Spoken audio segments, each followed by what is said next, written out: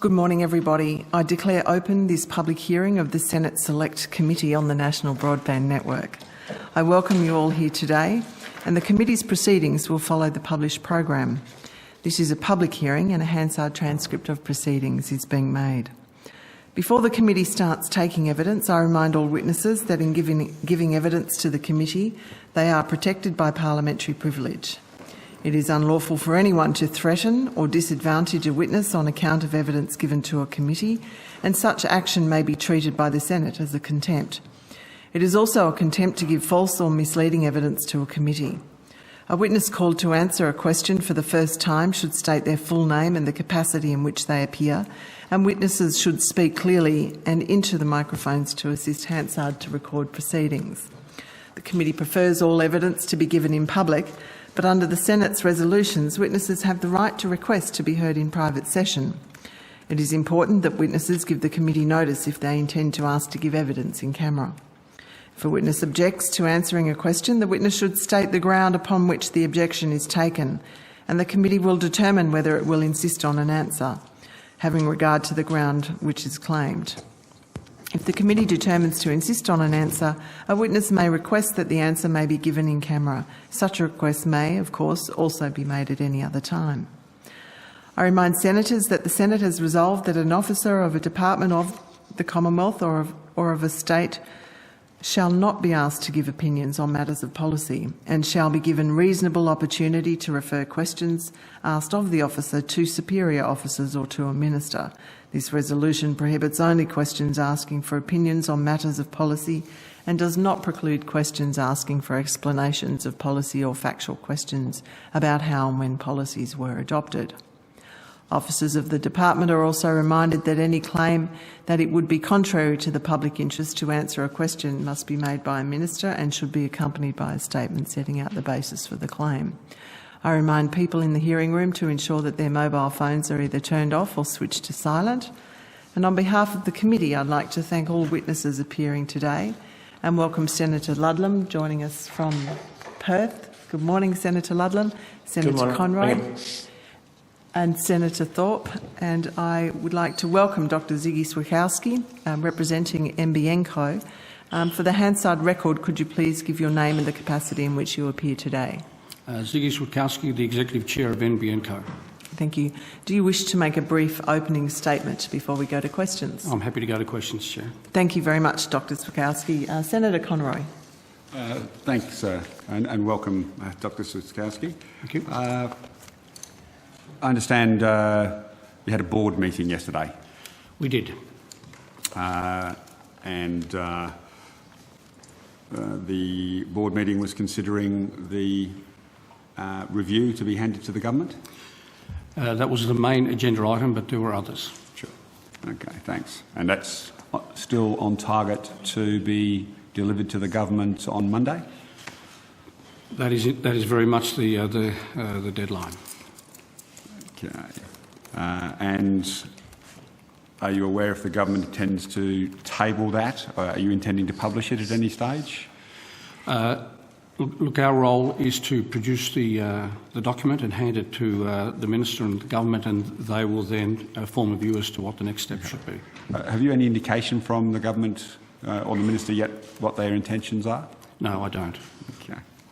Now, just apologies for this. I just need to cover some what I'd probably describe as administrative issues before I move on to some of the other issues, and some of them have cropped up this morning, so apologies if it jumps around a little bit.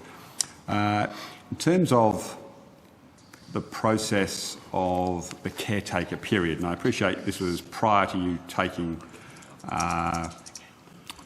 office, Mr. Swikowski, but my understanding, and I'll confirm this with the departmental officers later this morning, is during caretaker, the departments prepare two books, one for the incoming government, often referred to as the Red Book, one for the incoming opposition, if it is to become government, known as the Blue Book. And departments prepare those based on advice from agencies, its own knowledge. And I understand that the department wrote to the board seeking information in preparation of the Blue Book, and that the board approved a response to that letter during the caretaker period. Are you aware of that process? There is some controversy about that this morning. You've probably had it drawn to your attention. So I was just wondering if you can confirm, and I appreciate you weren't on the board, but you have 2 members of the old board on your new board, and you also have the available minutes of your board meetings. Can you confirm that a document was prepared and submitted to the department as per the department's request during the convention period? No, I can't. I'm not aware what the board agenda was at the time or the nature of the documents that were reviewed. But as you say, there is a record there, so presumably that could be determined. Perhaps one of the people behind you might be able to ascertain from the board secretary what the time frame of that board document that was supplied to the government was during the and there would have been a letter along with a document, I assume, that was submitted to the department at the request of the department during the convention period. So is it possible for us to chase that down? I'm not asking for the content, I'm just asking for the factual, was there a process and was it transmitted? I'm not familiar with the process, I'm not familiar with the material, but do I infer, Senator, that this was a process that was initiated by the government of the day? No, it's initiated by the department during the caretaker convention period when the government of the day has no role whatsoever and has no visibility and is unaware of the material that is provided to the department for the creation of the blue and the red books, I mean, as is proper. So I was just wondering if you could, during the course of the morning, confirm that that process was followed and that a document was forwarded by the board on behalf of NBN Co in response to the request from the department as part of the caretaker convention period. Right. And you have 2 board members, so it shouldn't be hard to ascertain whether that process was followed, and if there was a different process, if you could advise us during the course of the morning.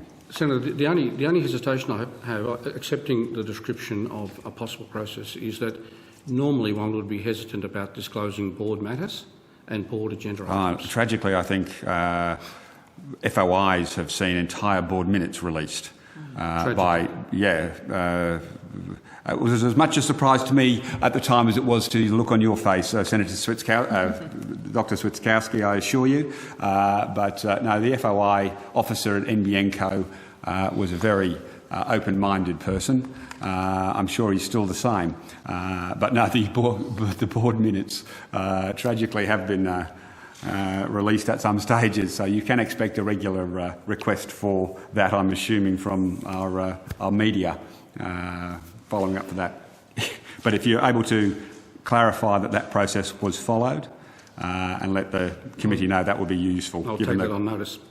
Well, I'm asking, taking on notice means you can get back to us in 3 months' time, which is legit, but I'm asking if you're able to get back to us during the course of the morning about a factual process. This thing called the internet's been invented, smartphones.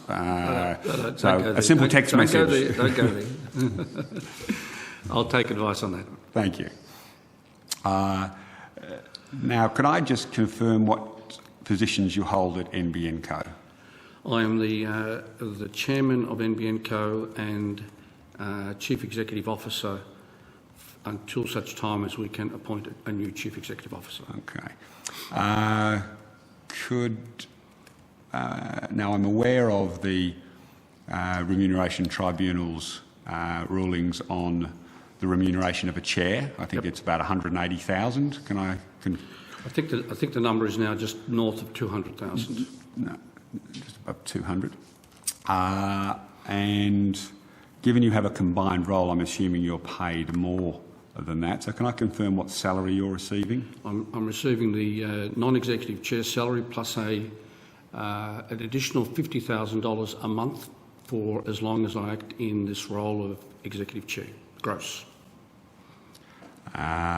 So if you were to be in the position for 12 months, and I'm sure your response will be God forbid, that would be an extra $500,000, $600,000. That's correct. So your annualised salary would be $700,000 on an annualised basis. That's correct. And a chair's role is normally part-time, or has a remit that allows it to do many things without saying you work 9 to 5, or in your case probably 7 to 7. But I noted you indicated that at estimates that you were on a part-time basis as the executive chair. Could I just confirm that? Yes, I responded to a question a week or so ago that confirmed that I have allowed for between 3.5 and 4 days a week on NBN matters, and this week it's been 5 days a week. I'm sure it was. I'm sure it would be this week. Now, can I, and this one you should definitely, I'm sure, want to take on notice, could I get a list of which days you've worked in your capacity as Executive Chair? So if you could nominate which days for the committee, that would be useful. I'm sure you're able to consult probably your PA and provide a list. Happy I'm sure to take that. I wonder what the interest in it is. Because the Senate is entitled to ask about the expenditure of public monies. So we're entitled to ask, and you're entitled to take it on notice and supply it. I'll take it on notice. Thank you. Does NBN provide you a phone? Or is it paying your existing phone bill? Not initially, but certainly for the last month. Could we get an update on any phone bill costs that you've either billed to NBN or for the phone, just in terms of the totals? If those records are accessible, absolutely. I'm sure they are. And could we get an indication of how much travel you've done in your capacity? So any airfares that you've taken and where they were to take that on notice? Sure. Thank you. Now, I note that last week you did have a discussion about when you were first approached for the position. And I'm sure you're aware, I'm sure you were horrified at the time to see that there was media speculation very early in the year that you'd been approached and offered the position. So I just wanted to be very precise about when, and I accept precise doesn't necessarily mean 5 o'clock on X day, but when you were first approached about taking on a role at NBN Co. My recollection is that around about the March-April time, I would have crossed paths with Mr Turnbull, where we would have talked about the telecom industry broadly and NBN, but not with my joining that organisation being a topic. That evolved in the weeks that followed. And so in the weeks that followed March and April? Yeah. And I had always assumed at that time, I think I'm right, that the Minister, I think I knew the Minister was consulting widely with the industry, talking to a lot of people. And sometime around about... From the look of it, talking widely to a lot of journalists. Sometime, and I'm not clear about this, but in the middle of the year, the topic would have been raised about joining the NBN and considering being on a list of potential candidates for the chair role. Did you have any discussions with Mr Turnbull about any other individuals that would be possible employees or board members of NBN Co? I think in our conversations, names did come up for all sorts of reasons. So did Mr Milne's name come up, or Mr Risselow's name come up? For the board? For any position, board or executive? It's hard to disentangle at which point I raised the matter of Justin Milne and JB Rousselot and their attraction to NBN Co. But I certainly did talk to the Minister about those people, absolutely. So you raised them with Mr Turnbull? As I say, it's hard to disentangle how these topics arose. Both of those individuals are known to each of us, and they would have been, along with others, and there were lots of others, names that were judged to be relevant to the NBN situation. Now, can you assure the committee that you don't own any part of the boat that Mr Risselow and Mr Turnbull apparently jointly own? I have no equity or indeed interest in boats. So you've not been out for a row? I have not been out for a row. A sensible Melbourne person, Dr Switkowski. Now, what was the experience that you believe that Mr Risselow brought to the board, given the roles that he'd had previously, brought to the position? Right. Well, I have to give you context here. Once I arrived at NBN Co and observed the structure of the organisation, the executive structure and the capability set, and then the short-term tasks that were required, in particular leading the various reviews, the strategic review that's currently underway and the Telstra renegotiation and the preparation of the next corporate plan. It seemed to me that we didn't have the skills that were going to be needed to execute on those tasks in the time that we had with the detailed knowledge that we needed. And I believed and continue to believe that JB Rousselow's capability in this area is superior. And what work has he done at... how long was he at Telstra before they sacked him? Well, they're your words. Factual statements. They're still your words. 10 years, I think, but I'm guessing. What position was he demoted to before he was sacked? Where did he finish up? He started up, I understand, a bit higher in the tree and was so incompetent that they demoted him on a number of occasions.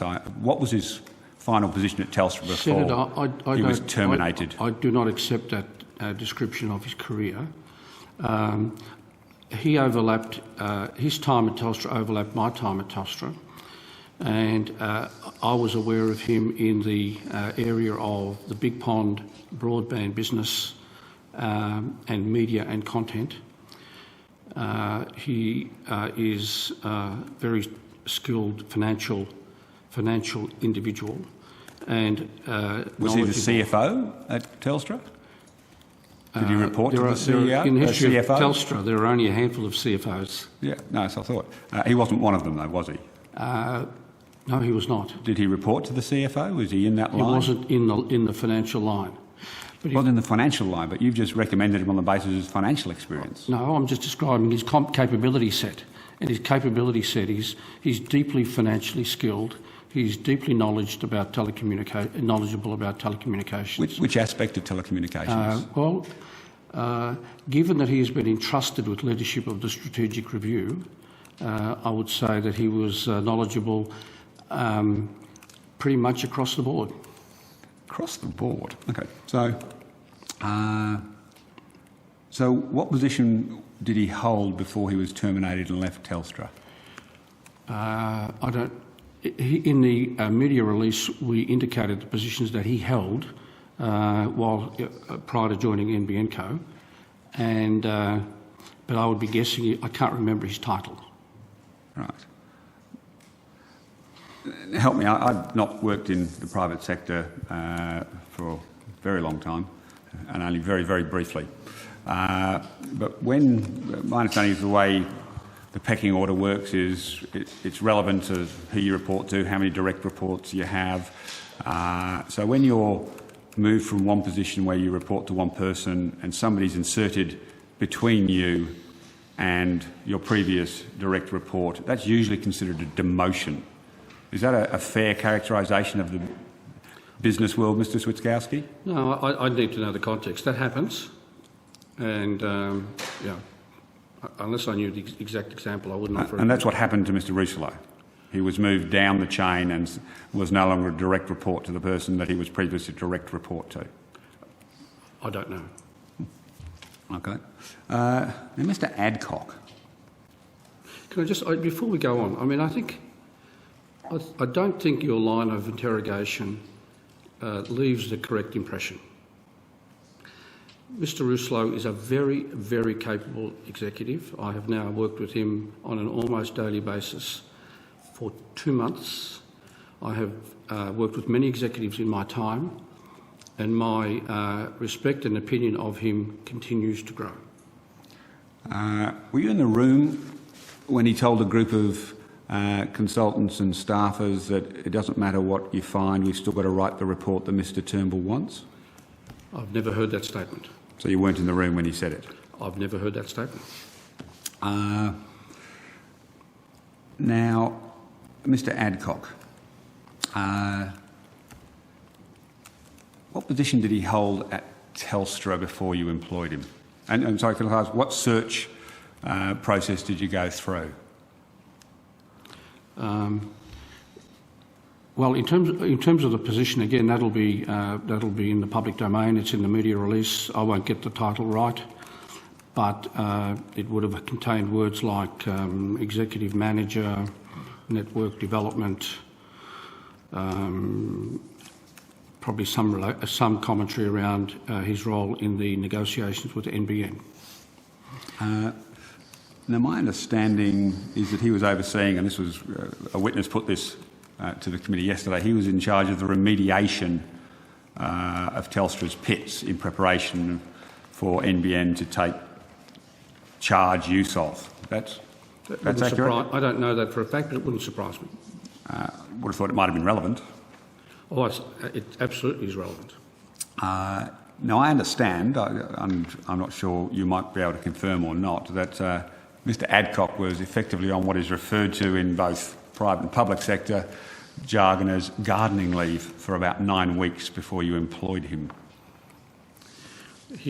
He was on 4 weeks annual leave, at which time we started to talk to him seriously about a potential role at NBN, and it was considered the right thing to do for him not to return to his previous duties at Telstra. But this was, my understanding, it's 9 weeks before he was appointed. Yes. Which is probably before you were even in your job. No. And I'm just trying to get the timeline right here. So I won't get the date right as to when I started talking to Greg seriously about a role at NBN. It would have been about the time he was going on vacation, and then it was quickly concluded that as the probability grew that he would be interested in a role and that that a transfer to NBN was practically possible, he initiated the thought that it would be inappropriate for him to continue to have access to Telstra's activities in this general area. And with the agreement of Telstra, I understand, he stayed on leave. Gardening leave, as they say in the It's job. It's not a pejorative term. It's just I don't know what they called it, but he Yep. was on leave until such time as the decision around his career would go one way or the other. Now, it was put to the committee yesterday that he was actually overseeing the remediation as part of his role. I'm not saying the only part of his role, but he was essentially in charge of the remediation of the Telstra pits, which, as we know, famously contained asbestos and famously brought the rollout to a fairly significant slowdown, and Telstra's remediation was actually stopped of all pits for the best part of 3 months, possibly longer. I'm not sure what the final time frame is. So Mr Adcock was in charge of a process a construction rollout remediation process that was a disaster?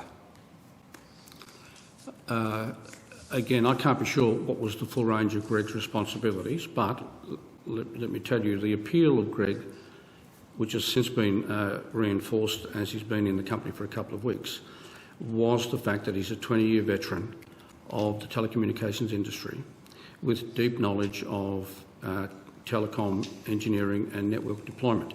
Now, it's entirely possible that it's part of his responsibilities. The condition of ducts, etc., was a part. I wasn't close to the company at the time of the asbestos experience, so I can't comment on what the main issues were or what accountability you sheet to whomever. No, I'm just seeking to establish whether what was put to the committee yesterday was that NBN Co have hired the bloke that stalled the rollout to manage the rollout. I would have thought you would have wanted to understand that before you hired somebody. Well, to the extent that I was aware of the asbestos issues, I was a bit surprised as to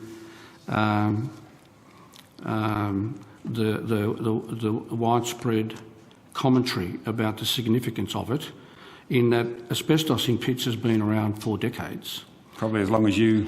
Even when I was there. Even before you were at Telstra, I suspect. And, of course, anybody involved with network rehabilitation, remediation, etc., was aware of the fact that asbestos was an issue.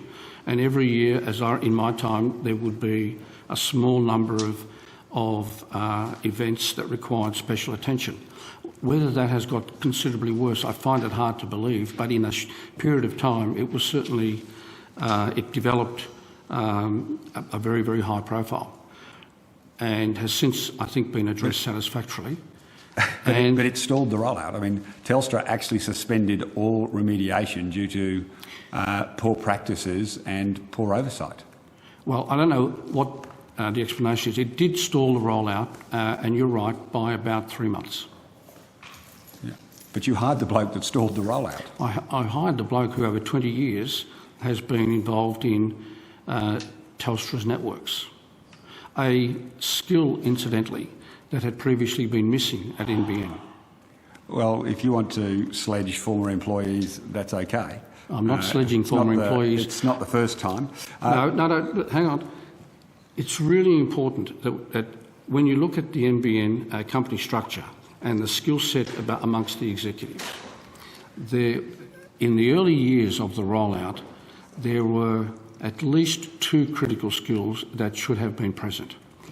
One was knowledge of the Australian construction industry and contracting hierarchy and how that worked. And another was an ability to understand the Telstra networks and Telstra's approach to issues. Neither of those skills were obvious at the senior team. But there was somebody who was in charge of the construction process. There was a chief operating officer, yes. No, there was, before the chief operating officer actually was employed by the company, there was somebody in charge. There was a head of the construction. There was a direct report, a guy in charge of it. Do you know his name? Well, I know one of them. No, there was one person who was in charge of the negotiations of the construction, who designed the whole thing. The whole construction thing was designed by the bloke in charge of the construction. Do you know his name? The only name I know who's been associated with the construction is Patrick Flanagan. Now, Patrick reported to somebody. Do you know the name of who Patrick reported to? No, I don't. Oh, okay. I think his name was Kevin Brown. Patrick was a direct report to Kevin Brown. And are you asserting that Kevin has construction history? No, you're making the point you need people who understand. And Patrick was absolutely someone who understood. But Patrick wasn't in charge of it. Patrick had a direct report to Kevin Brown.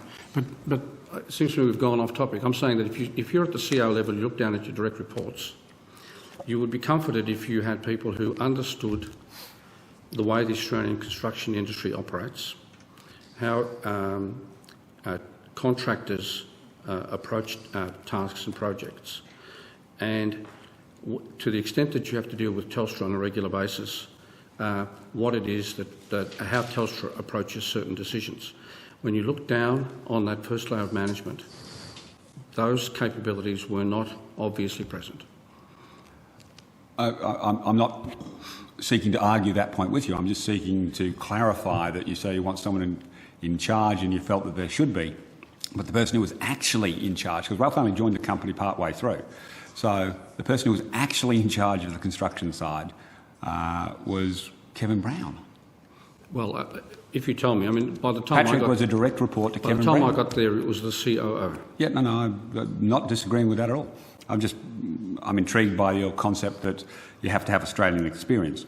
Well, Can I take from that? And I believe that. I mean, that's a strong view. I'm following up on that. Yeah. Can I take it from that the CEO will have had Australian, that's like you're saying this is really important, that that's a prime criteria for the CEO, the person to take over from you? No, I said that the bench that reports to the CEO should have those skills. But not the CEO? It'd be good if the CEO had those skills as well, but it will vary depending upon the stage at which the project is at. Okay. So you're not guaranteeing the next CEO will be Australian with Australian experience of construction and deployment? No, I'm not guaranteeing that. Okay. Just wanted to clarify based on your passion for understanding the Australian rollout, and you have Mr. Flanagan on the board now, and he is deeply experienced on that. He is terrific. Deeply experienced on that. Now, I understand that Mr. Mike Galvin has been in the building a few times. What has NBN Co paid to fly the BT best friend of Malcolm Turnbull to Australia? We invited, well, firstly, Mike Galvin is the, again, I won't get the title right, but he's in charge of the fibre to the node deployment in BT. Called OpenReach in British Telecom in the UK. And again, he's a near 30-year veteran of that particular process, deeply knowledgeable about, well, frankly, telecom infrastructure. We've invited him to spend 2 weeks with us in the early stages of the strategic review, which he did, and we will refer to him and have referred to him through the review for his feedback on and input on various issues. Yeah. So you paid for him to fly to Australia? We ensured that he was not out of pocket. Okay. So you didn't pay him a fee, you didn't pay him any salary? No. So could we get the costs of flying Mr. Galvin to Australia and any monies out of pocket that you covered for him, the airfare, the accommodation, whatever else was on his tab? Yes, I could even have a stab at the number, as you must be able to. No, I'm not experienced. I don't know where you put him up, so I'm not in a position to hazard a guess. Even so, the number will be of the order of $20,000. Okay. And this is somebody Mr. Turnbull has regularly cited before he was the minister. So, well, in fact, I listened to an interview that Mike Galvin gave with one of the industry newsletters. I won't get it right. Might have been Communications Today. A lengthy interview that was podcast, where he commented upon the experience in the UK, issues around fibre to the node, fibre to the premises, the European experience. He was deeply knowledgeable and very impressive and very articulate.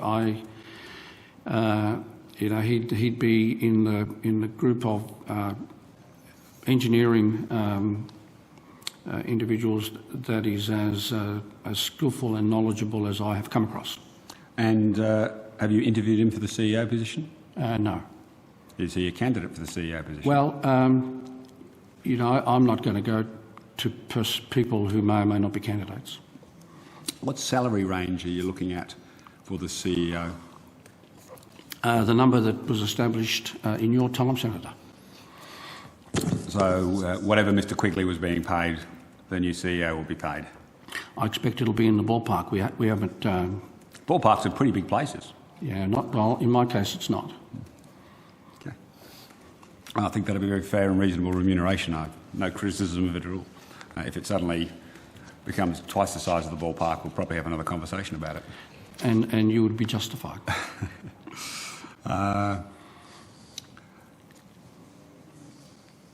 Now, in terms of other friends of Mr Turnbull that have been in the building, we understand Mr Ergas, prior to being appointed to the role that he's now got, has also been in to help. I think he said so on the public record.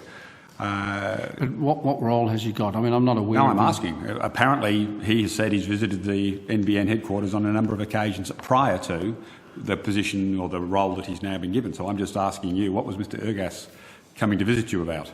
Well, I have had one meeting with Mr Ergas in NBN that I recall, and it was in the company of others, and it was at a time when... What, you're afraid to be alone in a room with him? At a time when there was a steady stream of people coming through offering advisory services, in some cases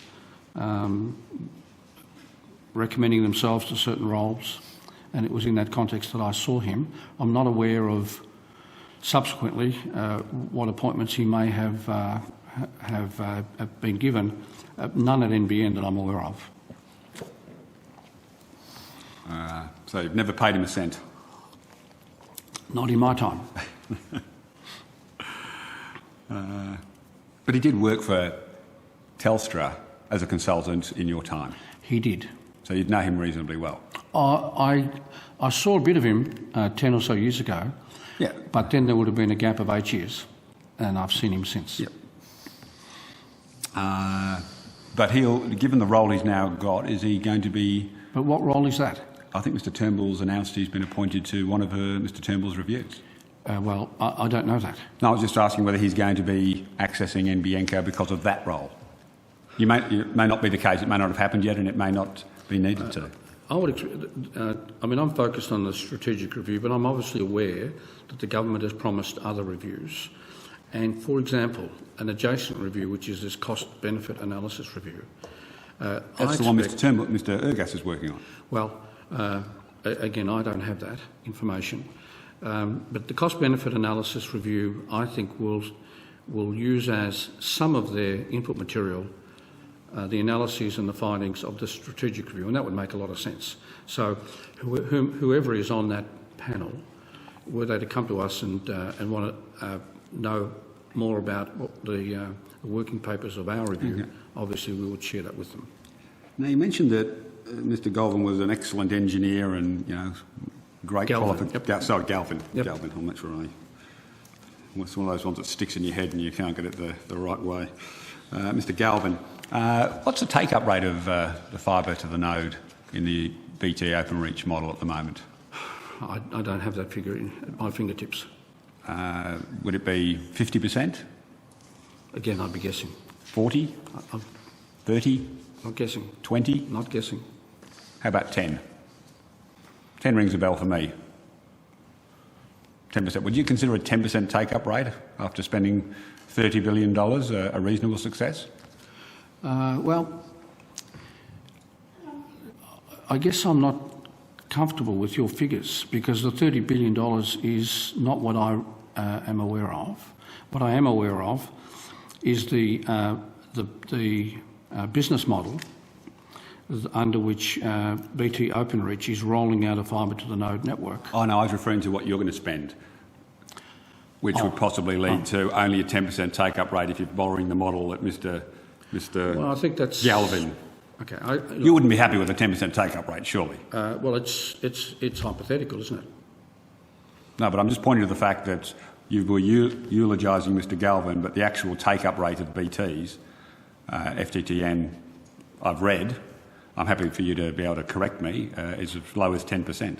I don't know that figure. But if you were to spend $30 billion Australian taxpayers' money, you would hope for a better take-up rate than 10%, right? Yeah, well, if when the NBN rollout is completed, we would hope to have a very high take-up rate. I won't press you on what you expect. Yeah, no, I won't press you on what you expect because that will be subject to the review. So you'll have forecast there. So I'm not trying to tease anything out of you improperly, Mr. Switkowski.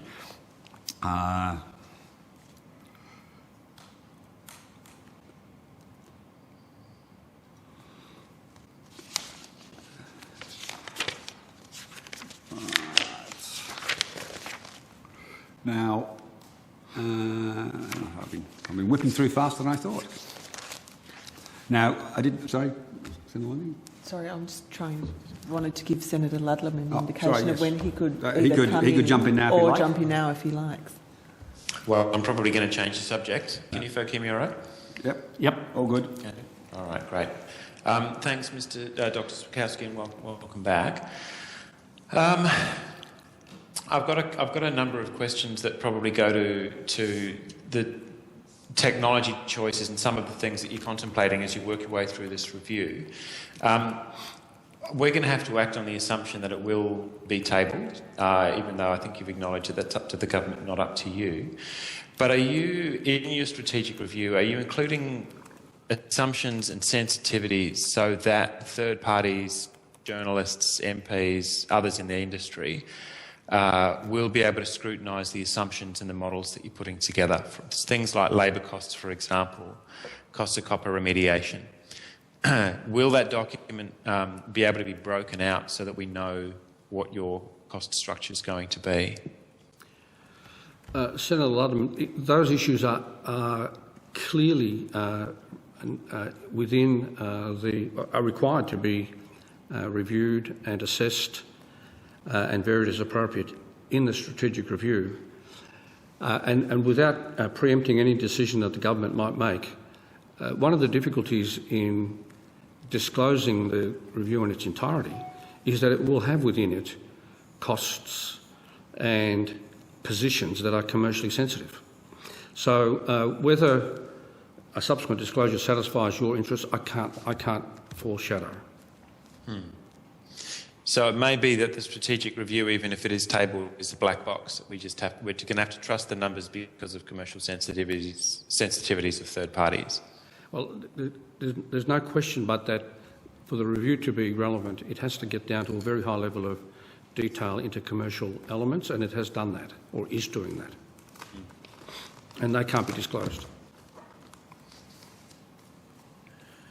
Okay, you are, as I think we discussed, in estimates, spending gargantuan amounts of taxpayer money, and you're probably aware I'm sceptical as to whether this model is going to cost less than the full fibre to the premises model would have done.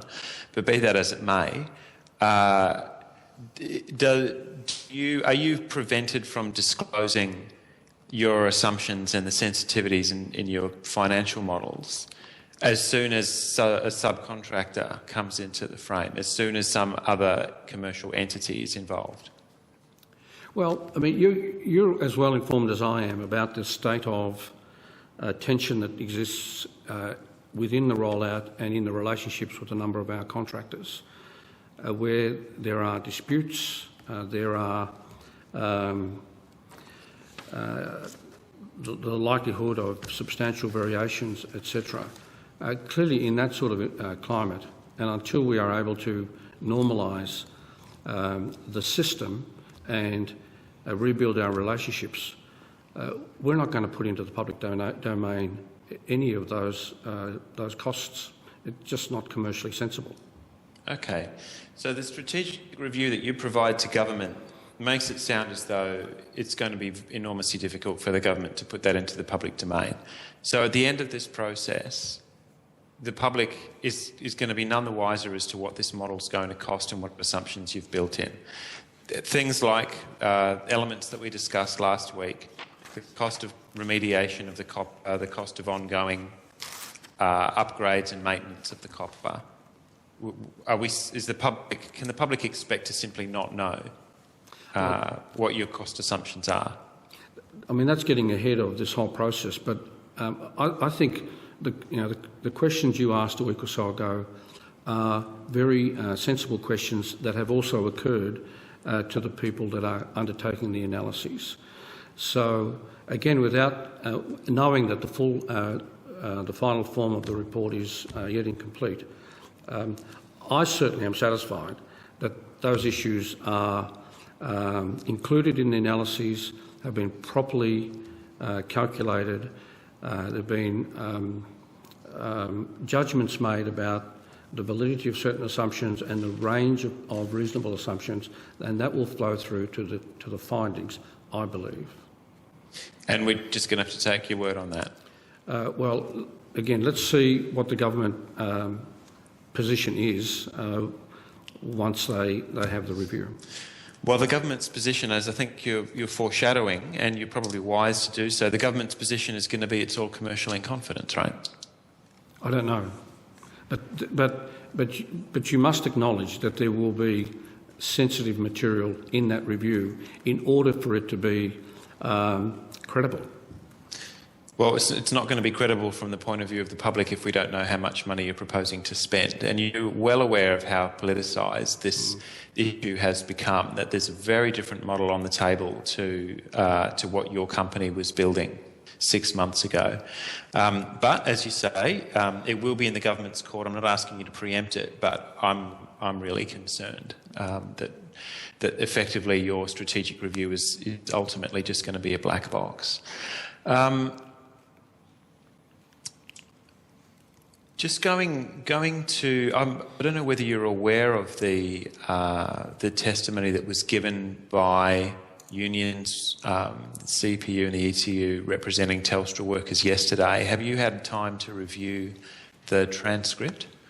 Probably a little unfair given you had a board meeting, Senator Ludden, but...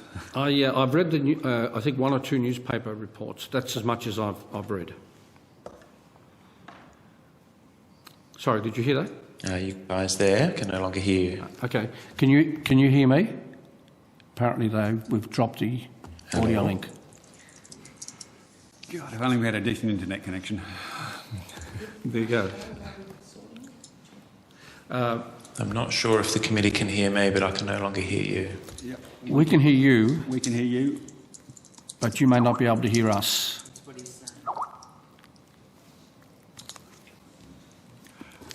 Just to follow up here, I think Senator Ludden was asking about the evidence from the union about the state of the network, which if you can hear me, maybe maybe throw back to one of the other committee members because I can no longer hear the committee. Okay. So I think he was asking about whether you'd seen the evidence from the union. They presented many, many pictures of the state of the network, the disrepair of the network, whereas you'd, in evidence last week, they were responding directly to your evidence last week where you championed the network as a worthwhile piece of infrastructure. Mm-hmm. They were highlighting real-world examples of the lack of maintenance, particularly since you left. Since the good old days, Senator. Yeah, the good old days.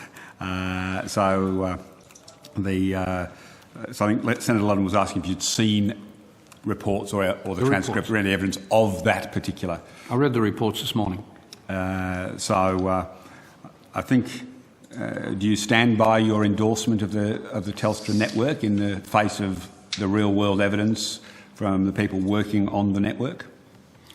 Look, I understand various pictures were shown. I haven't seen the pictures, but I can recall what they would look like. There's a lot of plastic bags. And there were pictures like that 10 years ago as well, and they could not be denied. So what would I say? So the Telstra network must have 10 million connections to the home. There must be hundreds of thousands of pits, millions and millions of joints. So it's not, and an annual fault rate that is not disclosed, but is 10-15% range. We did establish that that fault rates were for voice rather than data specifically. Right. So the faults were voice, but I think if you fix the voice problem, you fix the data problem, I suspect. That's right. So, let's pick a figure. Let's say it's 15% of 10 million lines. That's 1.5 million lines that have to be attended to each year, and that's been the case for decades. And certainly, when you open up a pit, you will find poor practices, and that has been the case for a long time. I have no idea whether the service and the integrity of the network has deteriorated markedly from my recollection. But Mr Warren and Mr Scales appeared before this committee when you were CEO and said the copper was at 5 minutes to midnight. And was it 15 or 5? Kate, you were there. A colourful phrase. Wasn't it? It was definitely 5 minutes. 5 minutes to midnight. Yeah. And yet, 12 years later, you're appearing before the committee saying, no, it's fine. It's an example of how difficult it is to forecast developments of technology in the telecom space. So was Mr Warren and Mr Scales misleading on your behalf the committee then, or are you doing it now? So I don't know the date of that, but it would have been, let's say it's 10 years ago, 2003. Well, roughly, yeah. So that was ISDN. Senator Lundy was present, I wasn't, so it was I know it's ISDN. impossible to imagine. No, it wasn't ISDN. So it We was. weren't discussing ISDN. So it was what, the early days of DSL.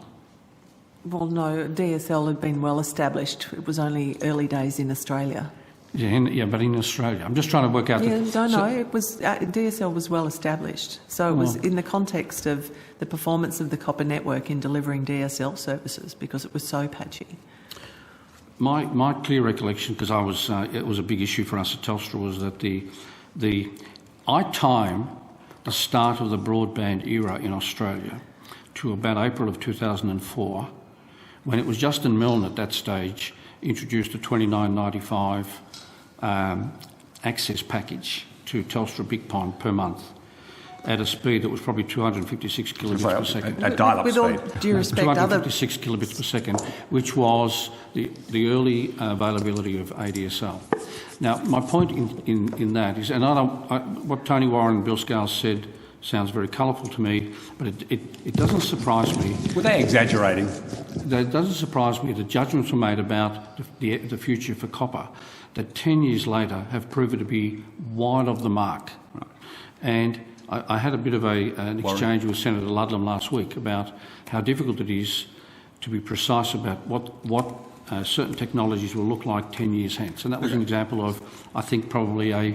so 10 years ago they were exaggerating. 10 years ago they had formed a view about the outlook for copper that has since turned out to be more robust than anybody thought. Okay. I thought perhaps we might just play a clip, not from 10 years ago, Senator Dr Switkowski, but from just a few years ago. And hopefully it will come up now.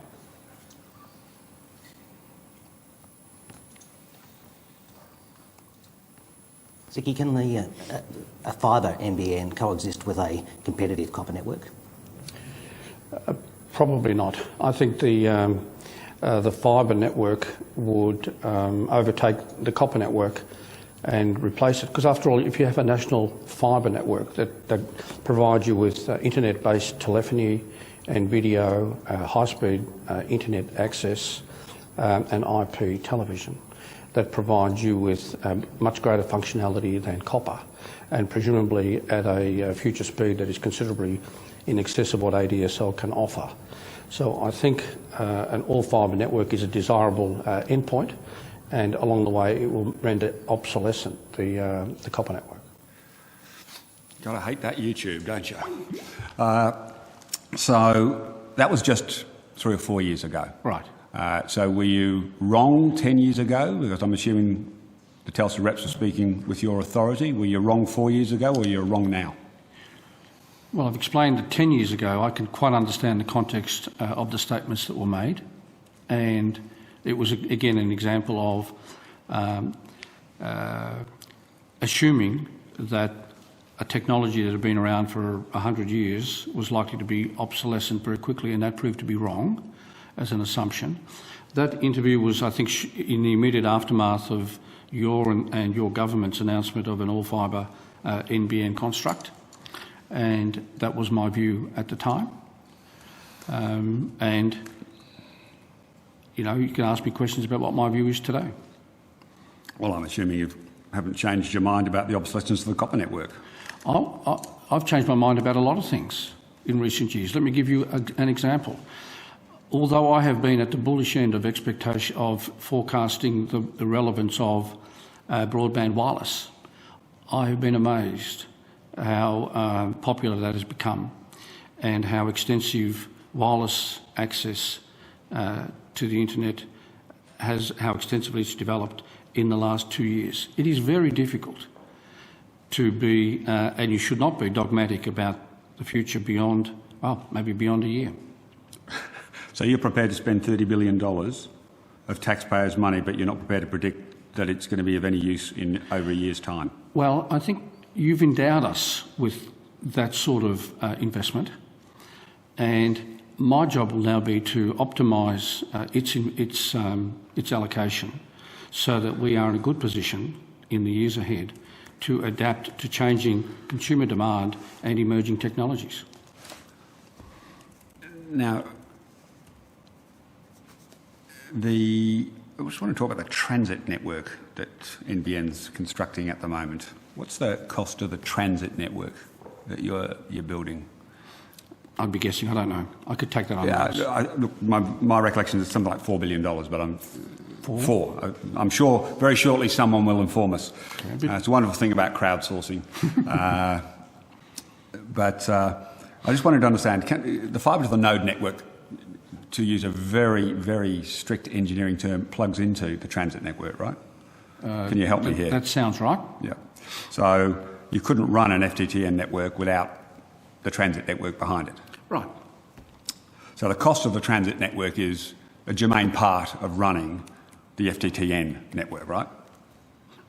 If you say it's $4 billion, it's $4 billion out of Yeah, 40. I'm happy to be corrected. As I said, I'm sure my office or someone listening will let me know shortly, and I'm sure your office are able to, by the magic of wireless internet, confirm the expense.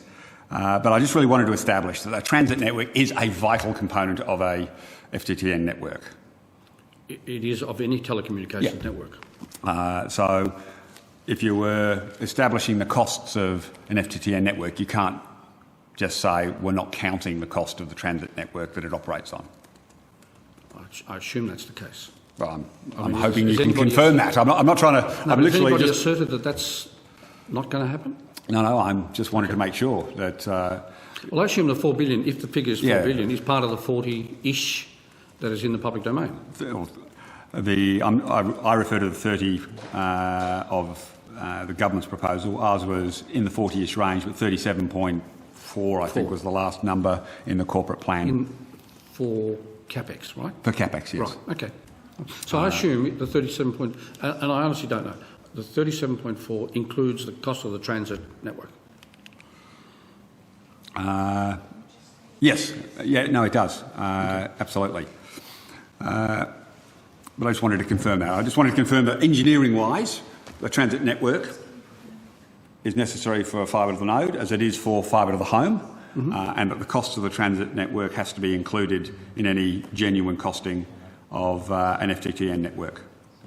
Again, I don't know that I could have seen that detail, but it sounds like a reasonable assertion to me. Now, I just wanted to talk about, and I suspect Senator Ludlam, if we get him back on, might want to follow up on this as well. The internet's gone down to Perth.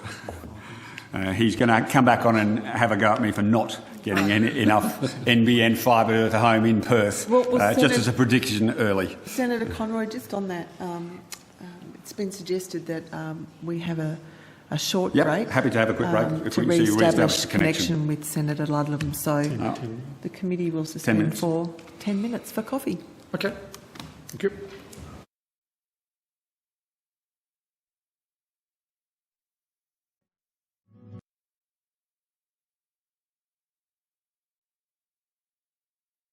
Okay, well, we shall resume. They're waving at you. All right.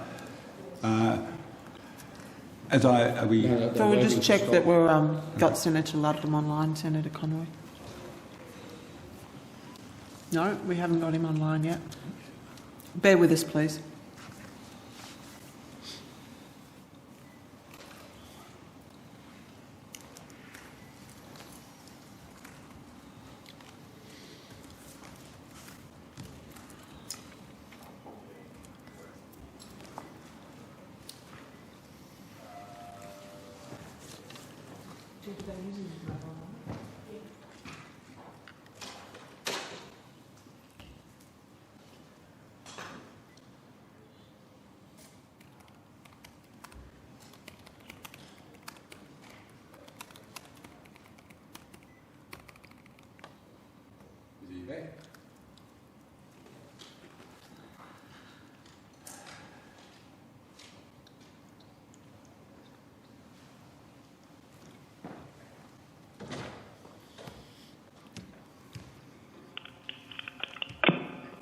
Senator Ludlam, Hey, can you hear me? welcome back. Thank you. Senator Ludlam, could you give us a guarantee that you're not deliberately sabotaging your copper line to try and make a change? I just figured somebody's outside the house preparing the plastic bag.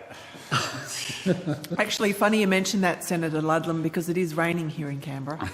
Well, it's lovely and sunny here in Fremantle. Anyway, Senator, sorry for the hold up. Please just resume. okay, well, I'll give Senator Conroy the call, but I think he was starting to traverse areas that you were either interested in or he knows you were questioning about. So Senator Conroy. Feel free to jump in, Senator Ludlam. Just to go back to a couple of points, Dr. Switkowski, as I predicted, the figure for transit has been made available. It's $2.8 billion capex, I understand. And my figure is 2.3 billion capex and 2.8 billion OPEX, where the OPEX is mainly for payments to Telstra, etc., for racks and exchanges. Yep. Yeah. Happy to be quibbled about 0.3 versus 0.5 or whatever it was, but so it's a couple of $1 billion, which on any reasonable assessment would have to be included in the overall cost for FTTN network. I think so. Yeah. Okay. No, thanks. No, I just wanted to check you when I asked you about Mr. Rousselot's comment to a room of people that we still had to write the report that Malcolm wants, despite the evidence. You said you weren't aware of that. No. Could you take on notice and ask Mr. Rousselot if he said that to a room of people? I will ask him, yes. Yeah, take it on notice, thanks. Take it on notice? If that's It's just the formality of saying, yes, you'll ask him doesn't mean you necessarily tell us. Saying you'll take it on notice means you will. So we need to get you to say you'll take it on notice so that we can confirm. Would you like assurance that the report that is finally produced is a report that I personally am going to be responsible for and that the board has reviewed and will endorse? I'm sure that will be the case, that Malcolm's friends will all endorse the position, but I'm just unsure whether you're going to endorse your position of 2009, 2003 or 2013. So I'm just not sure which position you'll be endorsing. No, that is reframing the issue. Trying to make judgments about the future of various technologies in a fast-moving space is one thing. Giving you assurances about the content of a strategic review, which is close to completion, is another thing.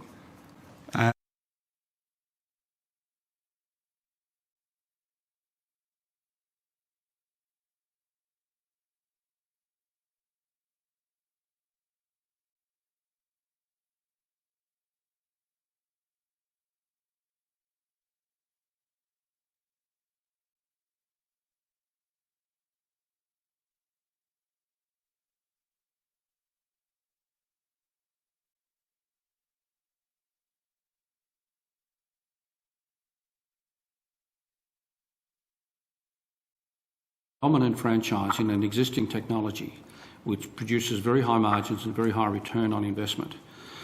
The point at which you shift from that business to an emerging business that looks a bit uncertain and which is low margin is a difficult one for management to make. And they understood the nature of the choice. They made those choices. But you were their chief executive in Australia when they asked for a government subsidy. I was in fact part of the team that put in the bid with, and received the money. I have to say, it's very successful lobbying. I still think it's an example of enlightened government decision making under. But the company still went out of business. Sorry, the company still went out of business. 10 years later. Now I just wanted to go to, and this is where Scott was possibly going. I want to talk about your comments last week concerning the timetable.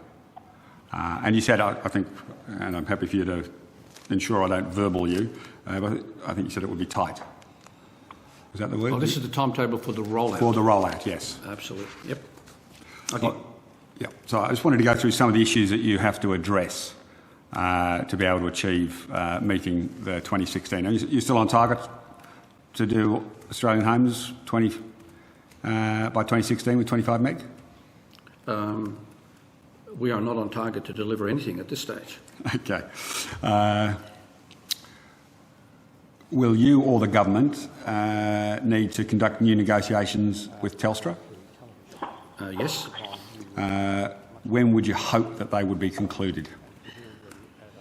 Well, look, I'm new to the process, but having a reasonable sense of the issues, it'll run over a number of months. 3 months? 6 months? Look, I have no idea. I really don't. But that's a fairly vital negotiation before you can begin volume rollout, I would have thought. Or any rollout, frankly. It's a vital negotiation. Whether it's the rate determining step is less clear. As I said, I think to Senator... Sorry, using Telstra's copper network is not a determining factor on volume rollout. No, I didn't say that. What I've said is that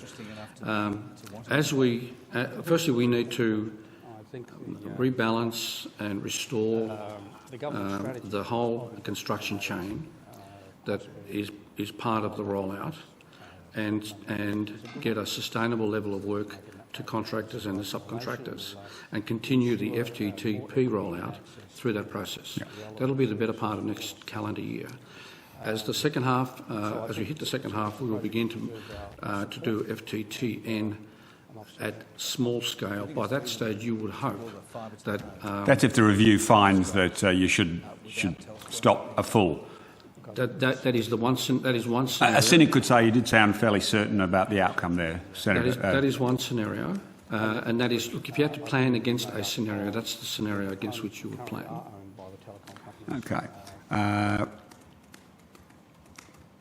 you aware if Telstra will require shareholder approval for the change in the deal? I expect that's the case. So any changes to the definitive agreement, you'd expect Telstra to need shareholder approval? Look, I don't speak for Telstra, but it wouldn't surprise me if that was part of the process. Okay. Will Telstra's structural separation undertaking need to be amended? Then I don't know. Do you anticipate that this will require regulatory approval? The ACCC will certainly have to be involved in this. When do you expect that to be concluded? I cannot say. Will Telstra's migration plan need to be amended? What migration are you referring to, please? Migrating customers across from copper to fibre. As is happening now, yes. Yeah. Okay. Do you anticipate that would require regulatory approval? I expect so. Any idea when that would be concluded? No. Will you need to conduct new negotiations with Optus? I expect that's the case. When do you expect those to be concluded? I have no estimate of time at this stage. Do you anticipate this will require regulatory approval? Yes. Any idea when that will be concluded? Will you need to conduct new vendor equipment renegotiations or renegotiate with existing equipment vendors? Oh, I'm sure there will be new arrangements that will have to be placed with existing and perhaps new vendors. Because I did note there was a report that the heavies from Alcatel-Lucent came to visit you to assure you that they could just slip different equipment into your order. I have not met with anybody from Alcatel-Lucent. They made quite a lot of noise when they were in the country. Well, and I'm sure that they met with NBN. Look, I shouldn't say I'm sure. I don't know that they met with NBN executives, but it would have been absolutely the right thing to do. I'm meeting with most of our vendors, and I think Alcatel-Lucent is on my schedule sometime in the next Yeah, few I'm weeks. assuming so. It's all right. Thank I will come back to the question of the tenders and that. So just in terms of the migration, there's two types of migration. One's existing, but also there'll be a negotiation about how the copper cutover for FTTN will take place. And there's I am assuming, I'm guessing that there would be a discussion with the ACCC and a regulatory approval process required for the cutover from FTTN. Look, I can only respond to you at a high level. I don't want to start commenting upon what might be the ingredients or the issues in a Telstra discussion. There will be a Telstra renegotiation. No, this is a regulatory issue. But there will be a Telstra renegotiation. It will have a number of elements. It will, if it follows the early example, it will take, sometimes it will have consequences across the industry, and it will clearly involve the ACCC. But would you expect that the cutover from FTTN would require that? I mean, I think the answer is yes also. I'm not trying to entrap you. My expectation is it is. And that would be my expectation. Will you need to conduct a new build partner negotiation or renegotiate with existing build partners? Well, in the immediate future, we need to establish a cooperative working relationship with our build partners, and kind of rebuild the momentum in terms of the rollout. So is there a problem with the design of the contracts? It's a very interesting question. Yeah. Have you met the bloke who designed the contracts? Well, I'm not sure that I know everybody. Because they were in place before yes. Ralph Steffens was in the country. If you say so. Now, will you need to renegotiate contracts with delivery partners, e.g. for MDUs? Well, that's another good question. Are there contracts with partners? Is there a solution for MDUs? Well, there are people being connected in MDUs now, and you have companies that are doing it. So what I'm asking is, if you change the model, which you've indicated you will be, and you've already announced a trial, I understand, will you then be tendering for new contractors or renegotiating with existing contractors? I just want to. In the normal course of events, you know, if the task is redefined, if the milestones are changed, normally you would engage with your contracting partners and vary terms as appropriate. That would be normal. Will you need to design a new product set for VDSL broadband services, including pricing? Well, again, let's see where the conclusions of the review take us, and I think you'll find answers to those sorts of questions. Okay. How long's the VDSL? When was the VDSL standard approved by the ITU? Because VDSL is not a new technology, is it? No, it's not new, but I'd be guessing. Okay, but it is a new standard. 1991. Okay, thank you. It's about 20 years ago. Right. Nothing new about VDSL standards. Okay. They've been around a while. I'm actually thinking, they're not a new technology, are they? I'm talking about vectored VDSL, but all right. No, I was talking about VDSL. I accept vectored is. And is there a standard, or is it out of the labs yet, GFast? GFast is in the labs. The standard is some few years away. And in terms of architecture, is it just simply to use GFast? Do you just pull out a chipset and put a new chipset in a card?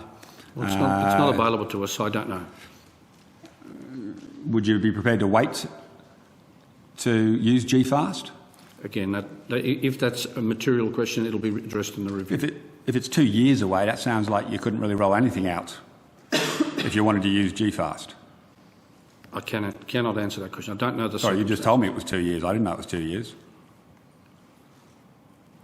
So you're not suggesting you'd wait to design the architecture of the network to incorporate GFast? Again, the network design elements appropriate for the next few years are part of the strategic review. But it's a factual issue. I mean, you informed the committee a moment ago that the GFast is 2 years away.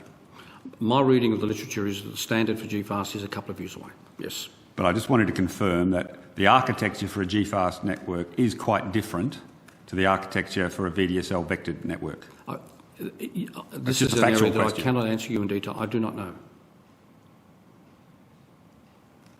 And you're in charge of the review? I am. Good. But it wouldn't seem sensible to wait for a G-fast product if it meant redesigning the architecture of the network. Well, again, they're hypotheses. I cannot confirm whether in the right space or not. I don't know. Okay.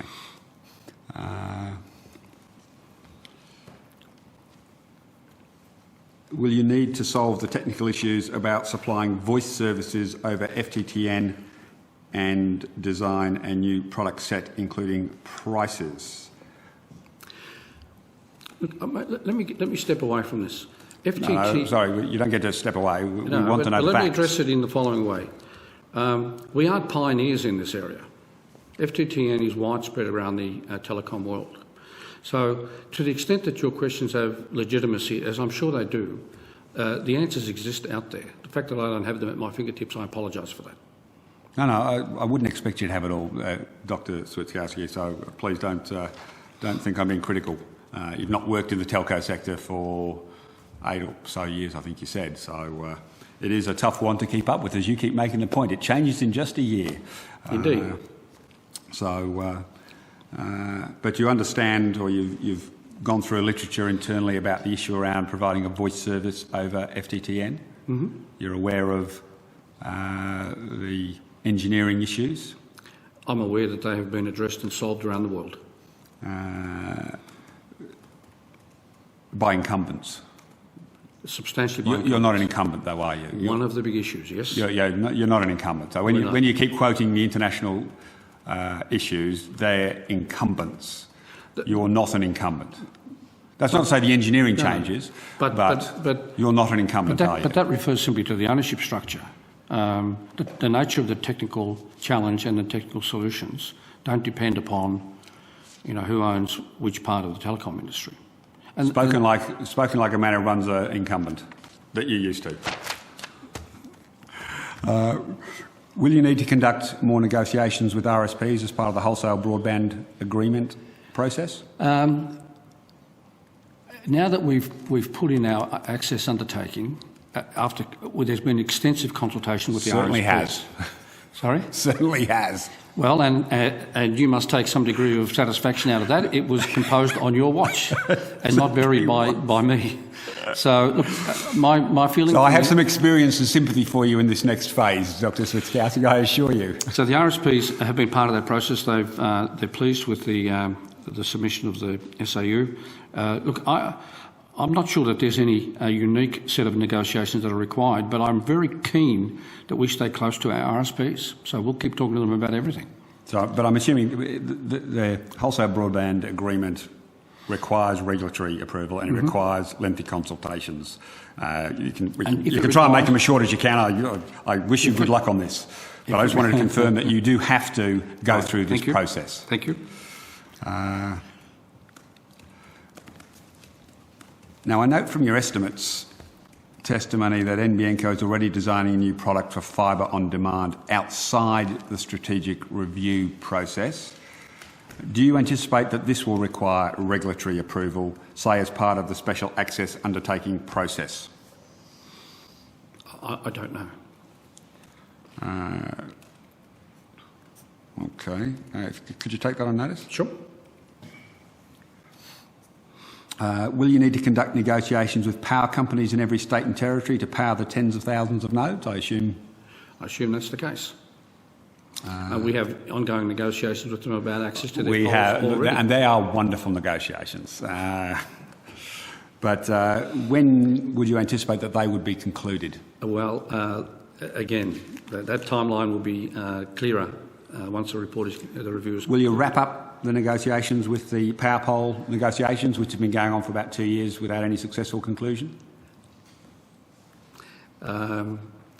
We are re-engaging with some of the utilities as we speak, as we try to resolve issues that have been with us for a long time.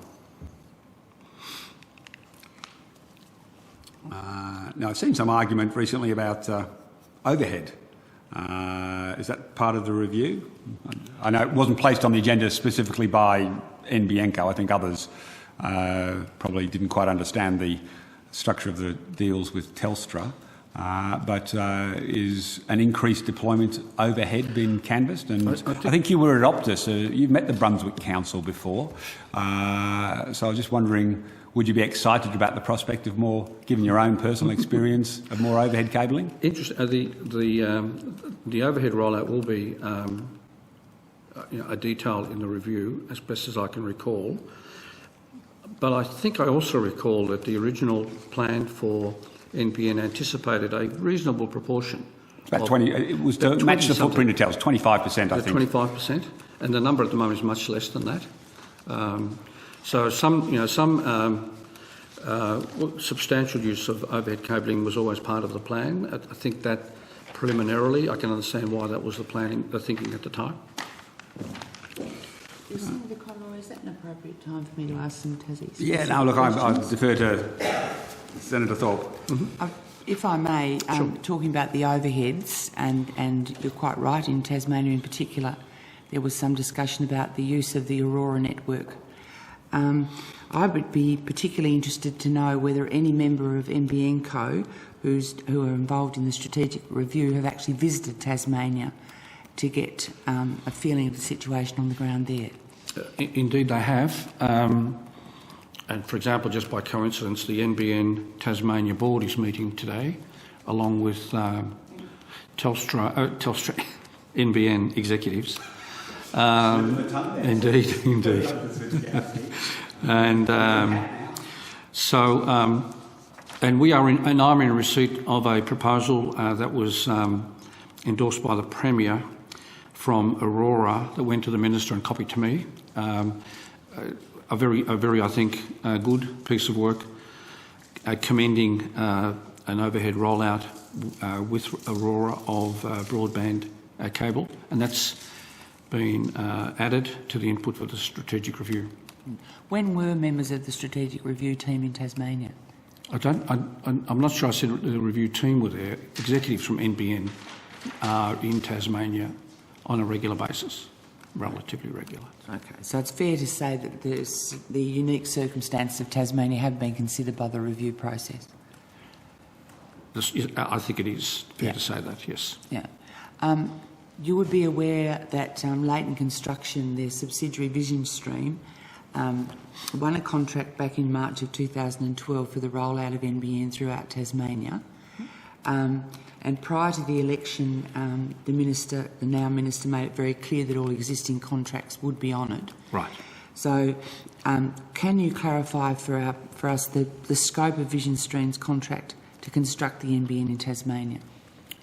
No, I can't, but I can say the following, that I was alerted very early on to the differences that existed between Vision Stream and NBN Co, and to the slowing in the rollout that ensued in Tasmania.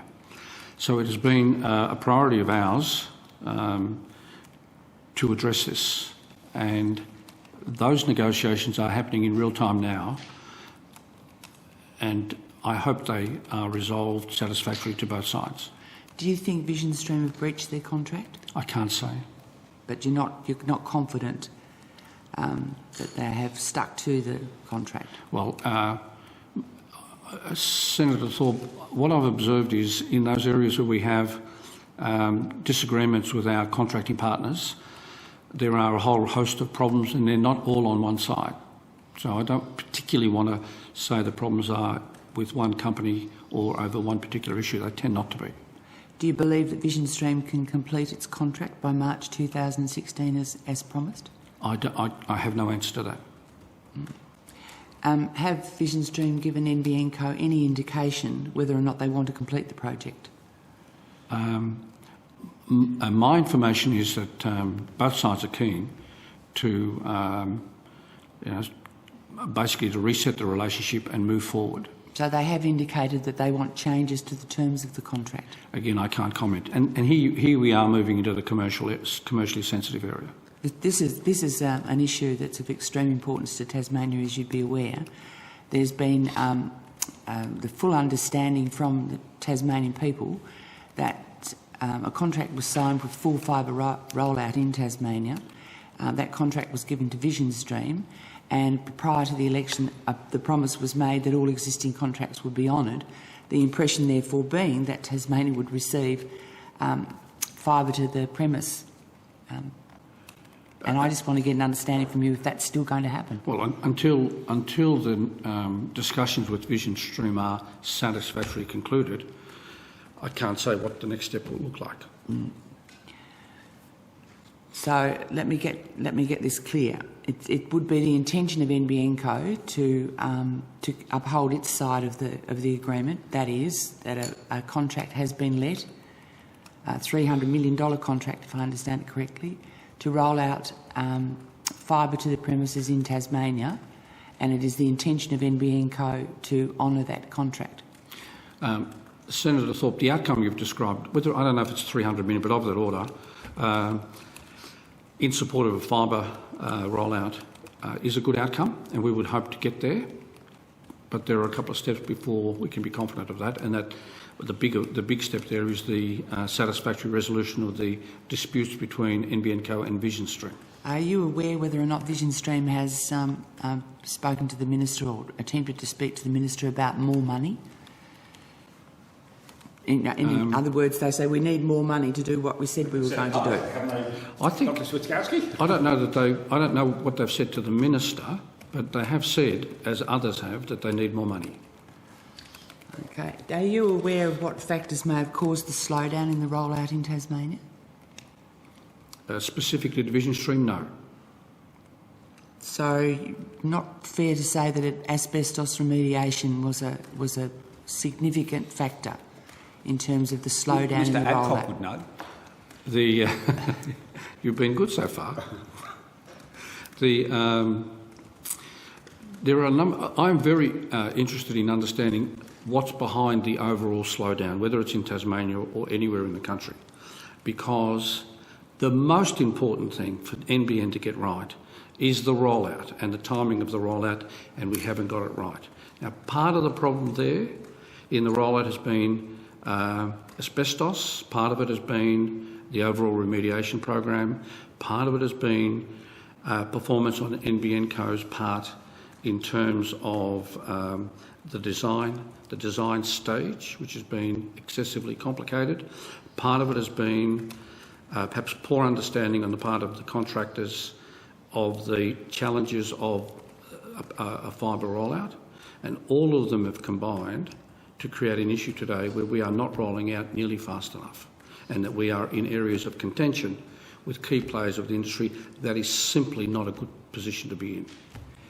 Is it also fair to say that Vision Stream, as a contractor to NBN Co, ran into difficulties because when they went to use the Telstra-owned infrastructure, work had to be stopped because of the poor quality of the infrastructure they were expected to work with? Again, I imagine this is part of the current discussions, and I really don't want to be drawn into which are the areas of agreement or disagreement. Okay, but anyone listening to Hansard or listening to us today, are they going to be able to take any comfort from your comments that an agreed contract signed by NBN Co through Leighton Brothers to Vision Stream to roll out NBN in Tasmania by March 2016, a contract that the now Minister promised prior to the election would be honoured, can they have confidence that that is what the outcome will be for Tasmania? You'd have to await the resolution of the current dispute. But I think, if I were to address it directly, there is a contract that requires the contractor to meet certain specifications and milestones at a certain cost, which has been agreed and enshrined in a contract, and the Minister has said that will be honoured. So providing the contractor meets their side of the bargain, we at NBN will meet our side of the bargain. What happens then if the reason behind, for example, I'll use this as an example, Vision Stream not being able to stick to its timelines was because of the poor state of the infrastructure it discovered on trying to do the rollout, whose fault's that? Does that fall back on the contractor, or does that get taken into account in terms of the negotiation of that contract? Well, again, I think you may well be going to the heart of an issue that needs to be resolved between the two parties.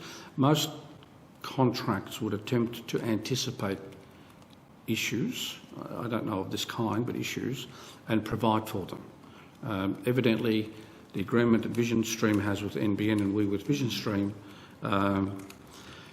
hasn't been able to cope with whatever has happened in Tasmania in recent months. My understanding is that Vision Stream in Tasmania have a different pay schedule than the Vision Stream in the rest of Australia, Dr. Switkowski. Are you aware of that? Only to the extent that I think their contract probably has a different... This is for their subcontractors. Oh, well, that I don't Vision know. Stream downwards rather than you two. No, that I don't. I'm not aware of that. That individual contractors have slightly different terms and conditions is a fact. Yeah. But I'm not aware of... So they pay their subbies on a different basis in Tasmania to they pay That on the happens mainland. to us a lot, Senator. And are you suggesting that might be part of the problem? I'm just wanting to make sure that you were aware of it, Okay, thank you. because it might be a valid discussion when you're talking about finding resolution. Do you know why Telstra stopped the pit remediation process in Tasmania? No. Right. Mr Adcock does. Indeed, and he is currently working with Vision Stream to resolve the issues because he is expert in those matters. Do you He know if there certainly oversaw them. Expert's probably generous, but we can agree to disagree, Dr Switkowski. do you have any idea whether or not there are any issues around the qualifications around people being able to do pit remediation? Now, were the workers adequately trained, for example? The people who were working... I have no direct knowledge. I mean, I recall reading some of the media during that difficult asbestos period in the middle of the calendar year, and that's where my recollection... That's what my recollection is based upon. Through you, Chair, Senator Conroy, the only other Tasmanian-specific questions I have are to do with MDUs. Is this the appropriate time, or should we go to them later? No, we'll probably get to MDUs a bit later. Okay. Thank you. Thank you. Kate, did you want to see if Scott wants to come back in? Senator Ludlam, have you got any questions at this point? I do. Thank you. I'll probably backtrack to where I was before. Please. And apologies for missing a section of the hearing before, so if I traverse ground that's already been gone over, I'll go back to the transcript. Dr Switkowski, can you just briefly explain for us why you're proposing a two-stage rollout to 2016 and then again to 2019? Why you wouldn't just do it in one stage? Well, again, the proposal we should be interrogated upon is what the plan will be post the strategic review. I think that's the material framework, and the review is not concluded, and so it's not possible for me to have a sensible discussion. Okay, so should we not necessarily assume that you're going to do a 25 meg rollout to 2016 and then 50 to 2019? That's not locked in? It's an issue in front of the review, so it awaits the conclusion of that process. Okay. And we've established before that your review may never see the light of day. It may not be published in any form at all. Well, I mean, Senator Ludlam, that was a conclusion you drew. I can only say that the review will be handed to the Minister and to the Government, after which its disclosure is their call. Yeah, I understand that. And you have forewarned us that it's going to be full of commercially sensitive information from top to bottom. As it must be, yes. Yeah. So I'm going to proceed on the assumption that the strategic review won't be made public, which puts us in a really difficult position, because you've to a number of my colleagues said, wait and see until the review. You'll have to wait until the review. And yet there's no commitment at all to publish it. So just mentioning that in passing.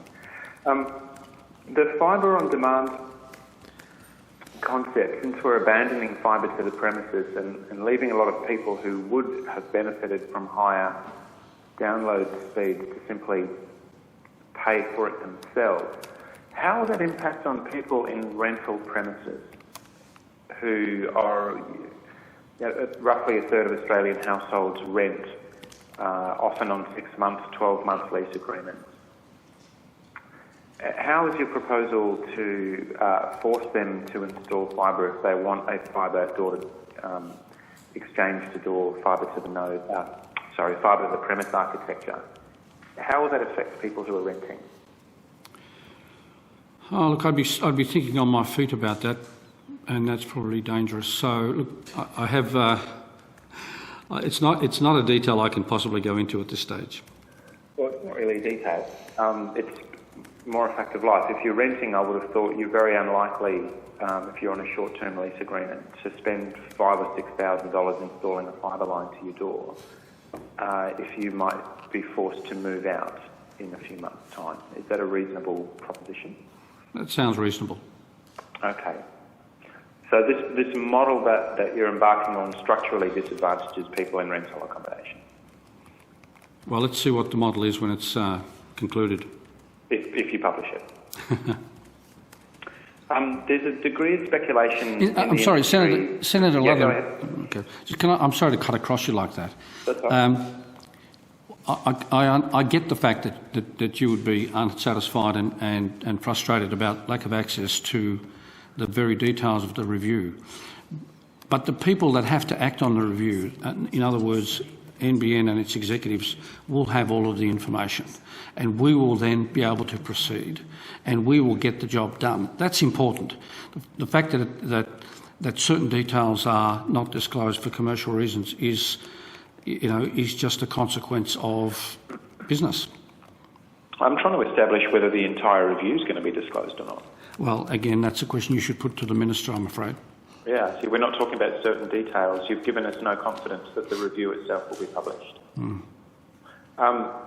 terms of network design and understanding, you're well into this process and you haven't formed decisions yet. There's estimates in the industry that you'll need to install between 60 and 80,000 nodes, not just on street corners but through regional areas as well. Is that in the ballpark? Is that what you're seeing?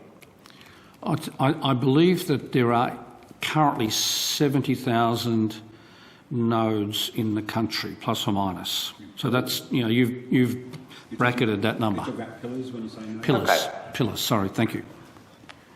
Okay, and we can use that as a proxy because they serve roughly the same number of premises. I think that's right. Okay.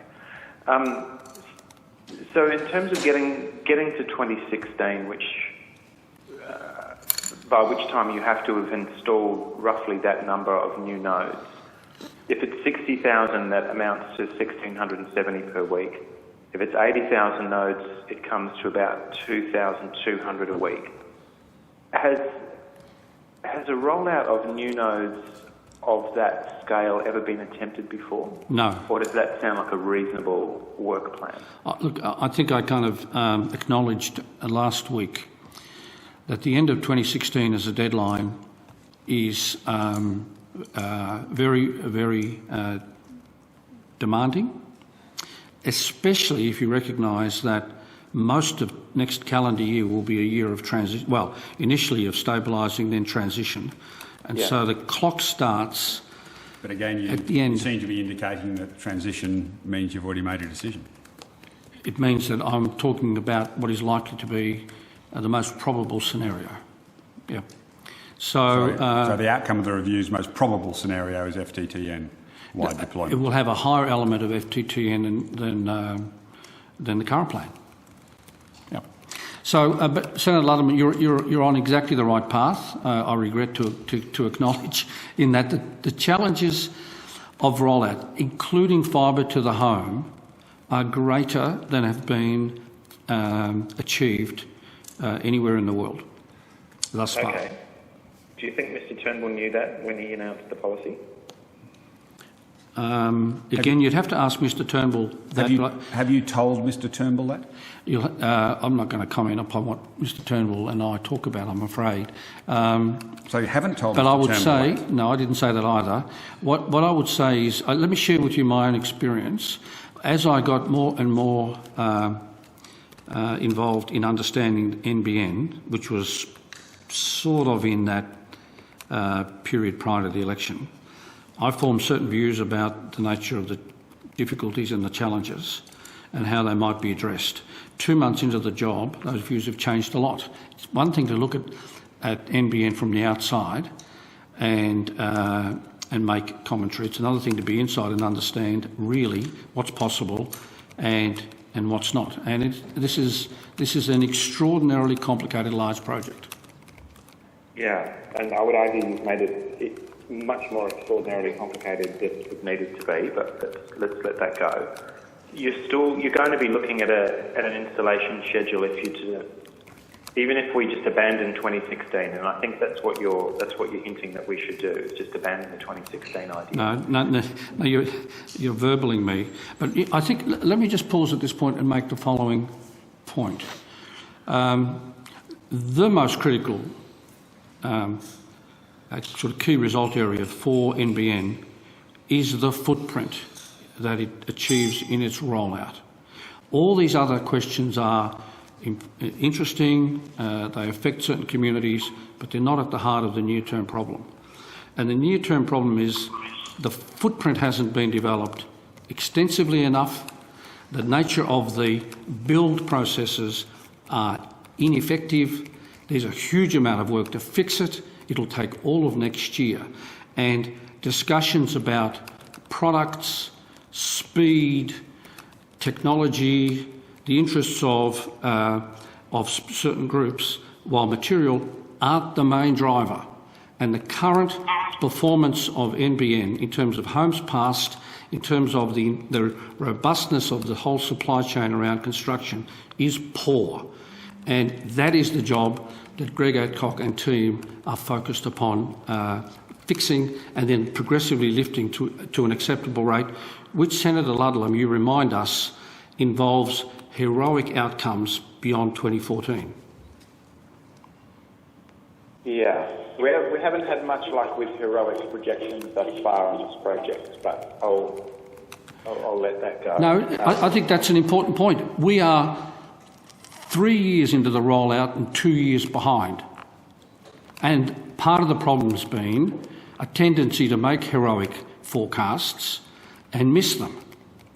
Part of the problem has also been that just as NBN Co was getting into the volume rollout, they realised that Telstra's pit and pipe infrastructure was rotten and full of asbestos. I mean, surely you can see that was a big part of the delay.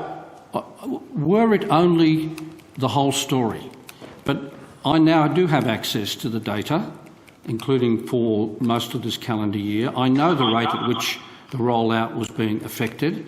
I know the various impediments, or some of them. I know what the rate has been since Telstra resumed remediating, and it is far, far off what it needs to be, even at this early stage in the project's history. I think, though, the case that the new Communications Minister has made is that the best way to fix that is to abandon the fibre to the premises rollout and engage with what's meant to be a faster, cheaper, more elegant fibre to the node model, which, as this committee and others are unpacking, is simply not the case. You've got formidable challenges in front of you to deliver anything at all. Let's go to. I just wanted to briefly come back to the cost-benefit analysis that's meant to be underway, the one that Professor Ergus is doing. When we spoke about this during estimates the week before last, are you aware with the methodologies that are employed? Are you particularly interested in that cost-benefit analysis process that's underway? I'm sorry, your early words I didn't understand. You said something about, was I aware of something? Are you aware of the cost-benefit analysis that Professor Ergus and others are in the early stages of undertaking? Only to the extent that I know cost-benefit analysis was part of the then opposition's policy to initiate, and the rest is what I read in the newspaper. And as I say, I'm not aware that Professor Ergas is, or indeed what the composition of that panel is. We had exactly this conversation less than 2 weeks ago. Right. I'm still not aware. Okay. All right then. Maybe before we have the next conversation, because I suspect we'll meet again. If you're you're able to just familiarise yourself with the process that they're undertaking, because it does potentially have extreme ramifications for the project. But if you're still not aware of it, maybe I can just leave that there. Can you just talk us through the technology, because I think there's still a degree of... Sorry, you're drifting away. Could you come closer to the microphone, please? It's kind of beyond ironic how much trouble we're having with telecommunications today, isn't it? Right. You have no idea. and Ziggy built the network. Yes, this is a Telstra mobile. So the node technology that effectively that this new policy is founded upon, is that battery powered, or does it need to be connected to mains power? We heard speculation yesterday that it could even become part of home power bills. Is there any sense that you have as to whether these units need to be battery powered? Only in a general sense. Power is definitely a consideration. Power to the cabinets, backup batteries in the home, but beyond that level of commentary, I'm not into the detail, I'm afraid. Okay. We also heard, and I don't know how much of this you traversed already with Senator Conroy, we also heard yesterday about weather damage and the degree of, which you must be familiar with from your time at Telstra, the degree to which poor weather increases the number of faults. The industry view seems to be that fibre exchanges, because they're passive and unpowered, as long as you waterproof them, they are much more fault tolerant in flood events. Is that your understanding?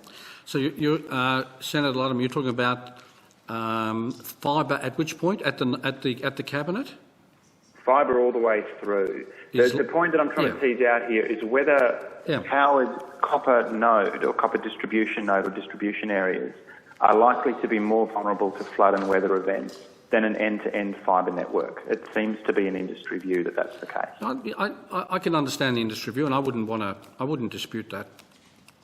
I think what I don't have is, what is the fault level in the existing physical network, and how much of the faults are weather related, and then we'll know whether a fixed copper network and a fixed fibre network, what the difference in vulnerability is. That there is a difference, I wouldn't be surprised. What the nature of the difference is and the consequences, I don't know. Okay, that's useful. I'm presuming you've seen press reporting in the last 2 weeks or 10 days or so by senior Telstra executives saying that the network is in fantastic shape, that everything's great, and that the only problem is that extreme weather events have been on the increase, and that is what's knocking the network over. Have you come across that line of argument from Telstra?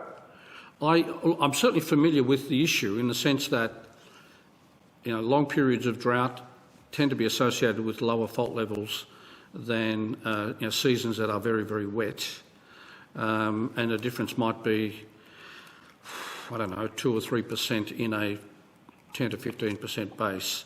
Again, I'm just guessing here and trying to remember. So I can buy that commentary that you've just made. Okay.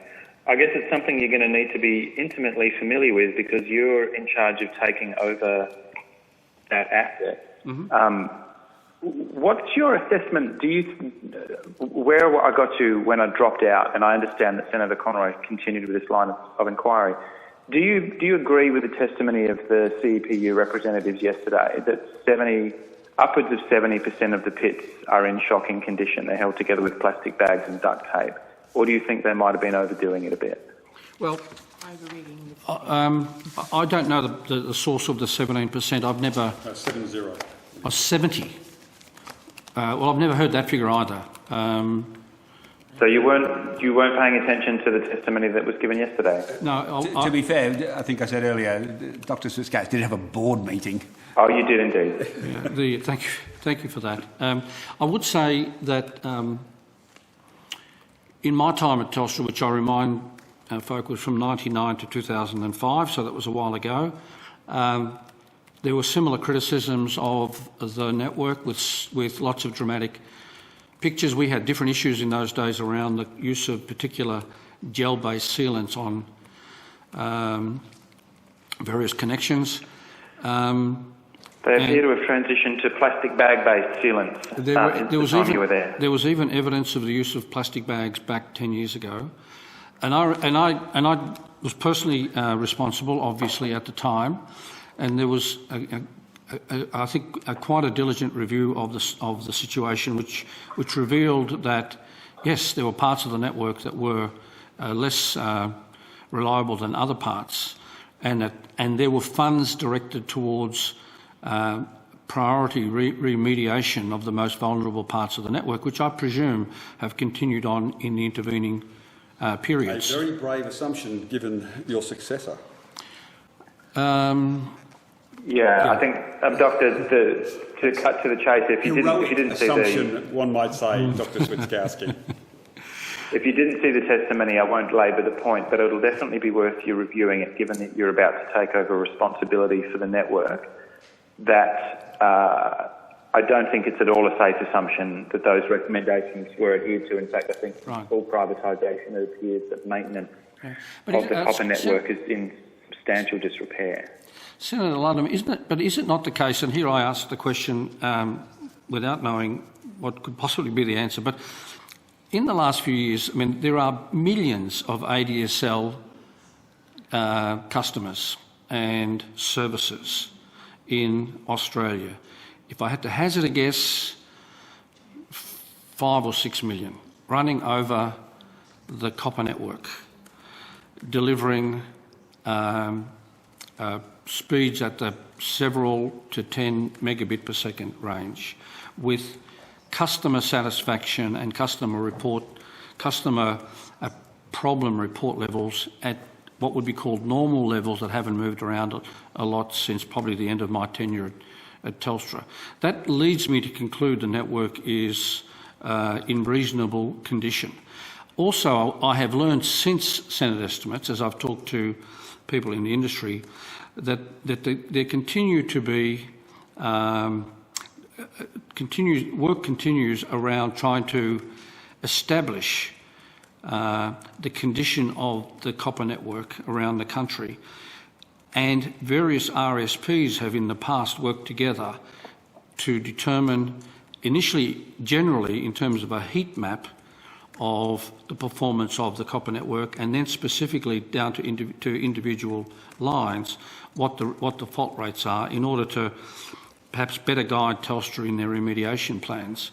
So I'm sort of encouraged by that level of attention to the performance of the network, and presume that it can be sustained at a sufficiently good quality to take us to the next level with VDSL.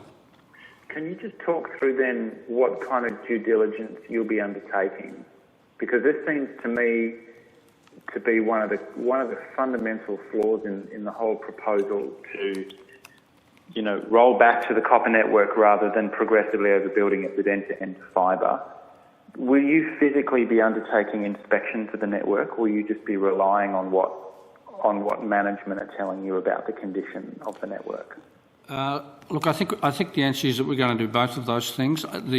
There are now tools available, tools as in instrumentation and software, that will enable checking of the performance of the network at node level or cabinet level, and virtually all cabinets will have to be checked in that way. I'm told that is a highly automated but nevertheless considerable task.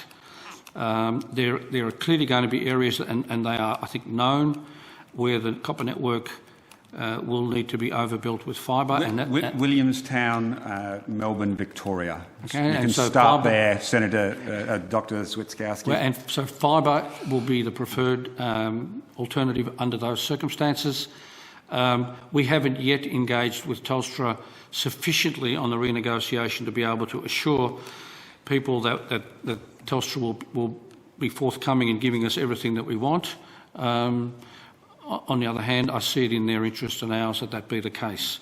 Are you proposing to do that by next Monday, which is when your strategic review is due to be tabled? No, by next Monday, as best as I can recall, there is in fact quite a complete analysis being undertaken of the whole network, Sorry, did you say there's a complete analysis? Quite a complete analysis, but the conclusions will depend upon assumptions and models. So what speed is the suburb of Williamstown, Melbourne, Victoria, currently getting on ADSL? I don't know. Oh, it's a pretty big I can't suburb. believe you wouldn't have that information at the table. I apologise. But you've just said a fairly comprehensive. I'm assuming that means you can pick a suburb of your own and give me an indication of any suburb in Australia and how it's going on speed.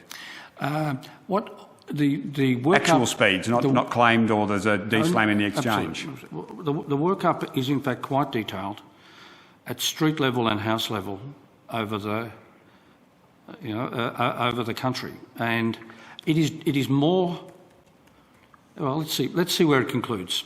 Yeah, I'm getting into anticipating how this report will take what the final. No, but what you're talking about is the inputs at the moment, not the outcome. Nevertheless, which is details. We're not seeking, and I don't think Senator Littlem's seeking an outcome.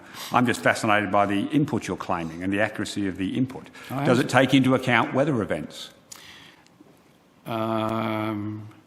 To the extent, like the reliability of the network when it rains. Not at this stage. No, we don't have that data in sufficient granularity to be able to use it.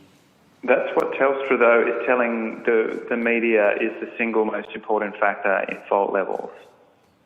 But your model won't include that. What we will use will be some estimate of fault levels, and then there will be ranges around that fault levels that should encompass various different conditions. All right, that's good to know. Yesterday, a number of members of the committee undertook to do physical site inspections, and I think, I won't speak for anybody else, but I was actually surprised by the degraded state of the network and can only presume that these are the individuals who are hands-on actually undertaking these repairs. Doctor, would you undertake to conduct a similar field trip and hands-on investigation before you start writing checks out to the company? Well, I think before we get to the point of writing checks, there will be a lot of inspections underway. I've done one already, but I have a recollection of what they looked like a while ago. But I think the context of your questions seems to suggest that the copper network in this country is significantly different to the copper networks of telcos around the world. No. If I can just be clear, Australian weather conditions are significantly unique to Australia, not to the UK. They're unique, but are they more demanding? I'm not so sure. What does our anthem say? A harsh brown land. They get a lot of the same sort of weather as the UK. It's a separate discussion, but I think the extremities of weather elsewhere are probably as difficult for their networks as maybe ours are on ours. Can I just come back to the question, because I think you misunderstand me. I'm not asking the question in the context of copper networks overseas. My question is in the context that Telstra seem to be telling the media one thing. The personnel servicing the network are telling us something very, very different, that in fact since privatisation, maintenance of the network has substantially lagged and that it is now quite vulnerable to weather events and flooding and so on. And before you take that asset back onto the Commonwealth's balance sheet, just as it's falling apart, we need to have a high degree of confidence that it can actually do what you need it to do. That's the context. You could be the country's second Allen Bond, is what I think he's really saying. Where I will agree is that before such an asset is taken back onto the Commonwealth's balance sheet, the sort of questions that you're reasonably asking will have to be answered and will be answered. But Mr Radcock indicated last week that, I think he used the word, that Senator Lundy's question was valid, I think you were probably there, that the only way to really tell is to actually test each individual line. Right. You're not proposing to do that before you make a decision, to take it back onto the Commonwealth's balance sheet, are you? The decision to take it back on the Commonwealth's balance sheet will presumably be, will follow the recommendations of the review and be integrated into any discussions with Telstra. That's ahead of us. But I mean, you are not planning to test every single line, which which was the bar that Mr Adcock set last week or the week before last week in estimates. You're not planning on doing that, are you? There's no pretence that you're going to be able to do that before you make a recommendation. We certainly will not be testing every line in Australia, all 10 million lines or whatever, by Monday. That's good that we got that clear. I've just got a couple more, and then I'll put you back to the chair. And these are, I guess, more from the customer end. Is NBN contemplating rolling out a broadband-only network, or will it come with a voice port bundled at a single price? So do I have to buy broadband and also pay for line rental and a voice service like I do from Telstra today? Or is it anticipated that it will be bundled? Well, that's a question again that will be addressed in the review. Okay.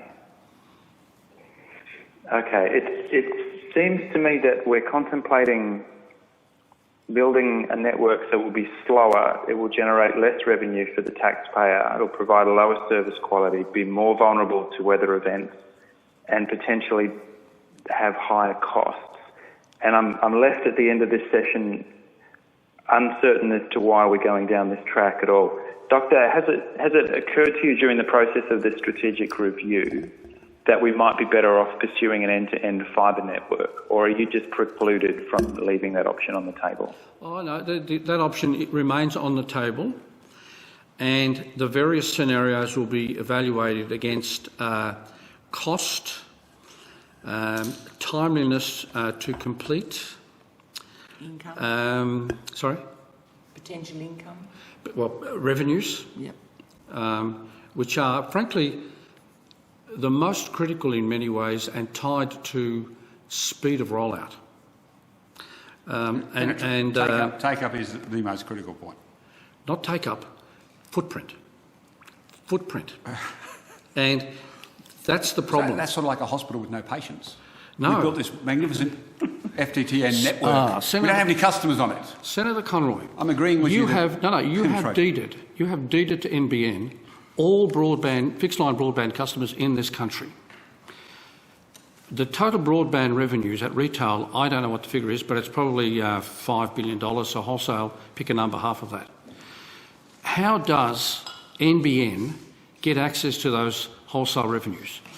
By having a network that can be activated and to which customers can be connected. What the speeds are, what the quality of service is, what the particular concerns at the margin in terms of customer needs are, vanish. Spoken like an incumbent telco. Vanish relative to the importance of getting a coherent network built with an appropriate footprint, something that NBN thus far has struggled to deliver. Spoken like an incumbent. Unfortunately, the government and the minister has given you a slightly different task. They said deliver by 2016 25 meg to all Australians. That's the actual task you've been given. And by 2019 deliver 50. That's your task. But that's a footprint statement. That's your task. That's a footprint so statement. you actually have to elevate your quality of service, which you define as one of those things that drops off when you get your footprint. You can put some string out to people quickly, but it wouldn't deliver you the 25 megs that has been promised by 2016. Senator Conroy. So you can get a footprint of string and tin cans very quickly, but it won't deliver your quality of service that the minister has instructed you to achieve. If you pass 1 million homes only in 5 years' time and get 70% uptake, would you judge that to be a satisfactory outcome? Given that you've tanked the rollout so far, on the instructions of the minister. No, this is important. Nothing since the election has tanked the rollout. My job is to accelerate the rollout. You tanked the rollout. No. What has happened with the rollout is prior to the end of June, heroic efforts were made to bring forward all the design work in order to attempt, I think, by an executive team conscientiously trying to do the right thing and get as much work done by the end of June. A vacuum developed thereafter. Disputes with contractors then emerged as a big issue. caretaker period arrived, change of government, and since the 1st of July, we have been consistent, and prior to my arrival, prior to the change of government, we have been passing approximately 3,000 to 4,000 homes a week only.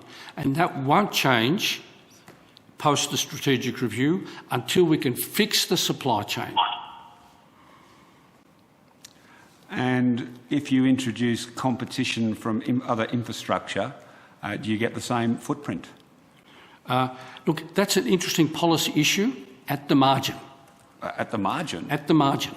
2.3 million homes not to get your rollout is an at the margin. If that turns out to be a policy decision that the government's prepared to take. I thought that was the announced policy. I mean, I'm not privy to your discussions, but I just thought that was the stated policy. By 2016, there'll be no rollout in HFC footprint. If it's changed, I'll look forward to hearing the announcement. Well, let's see.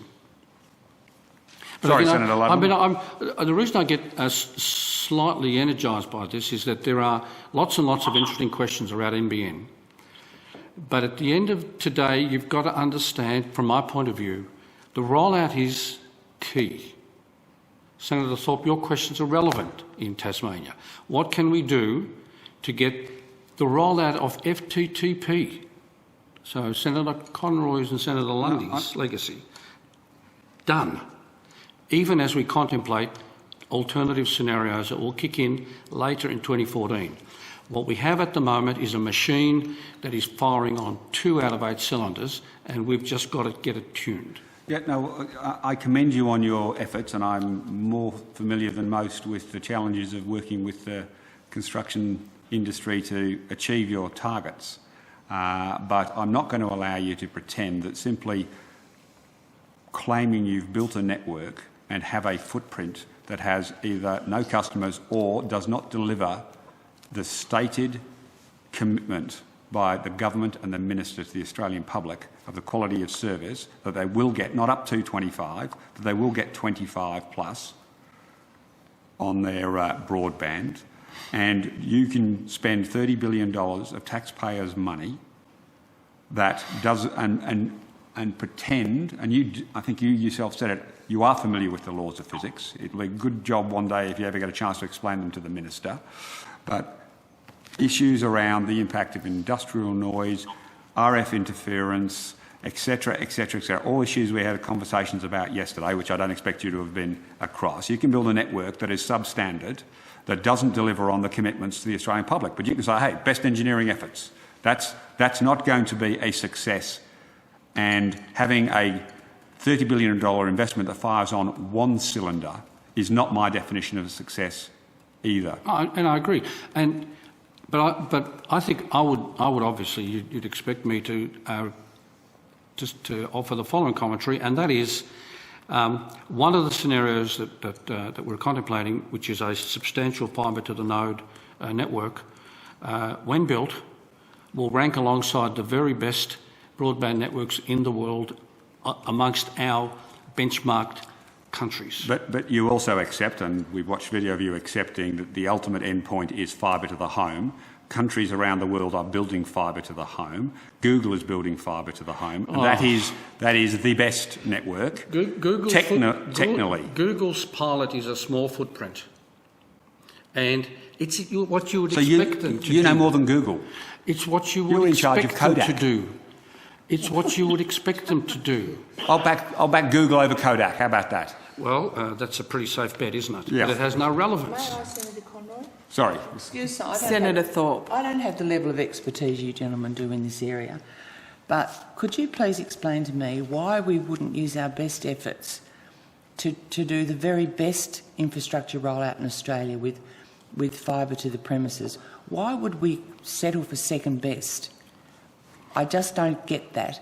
When we know that the Telstra infrastructure is in great need of remediation, it's not as good as it could be, why would we do it that? Why wouldn't we stick with the best for Australia to give us that edge?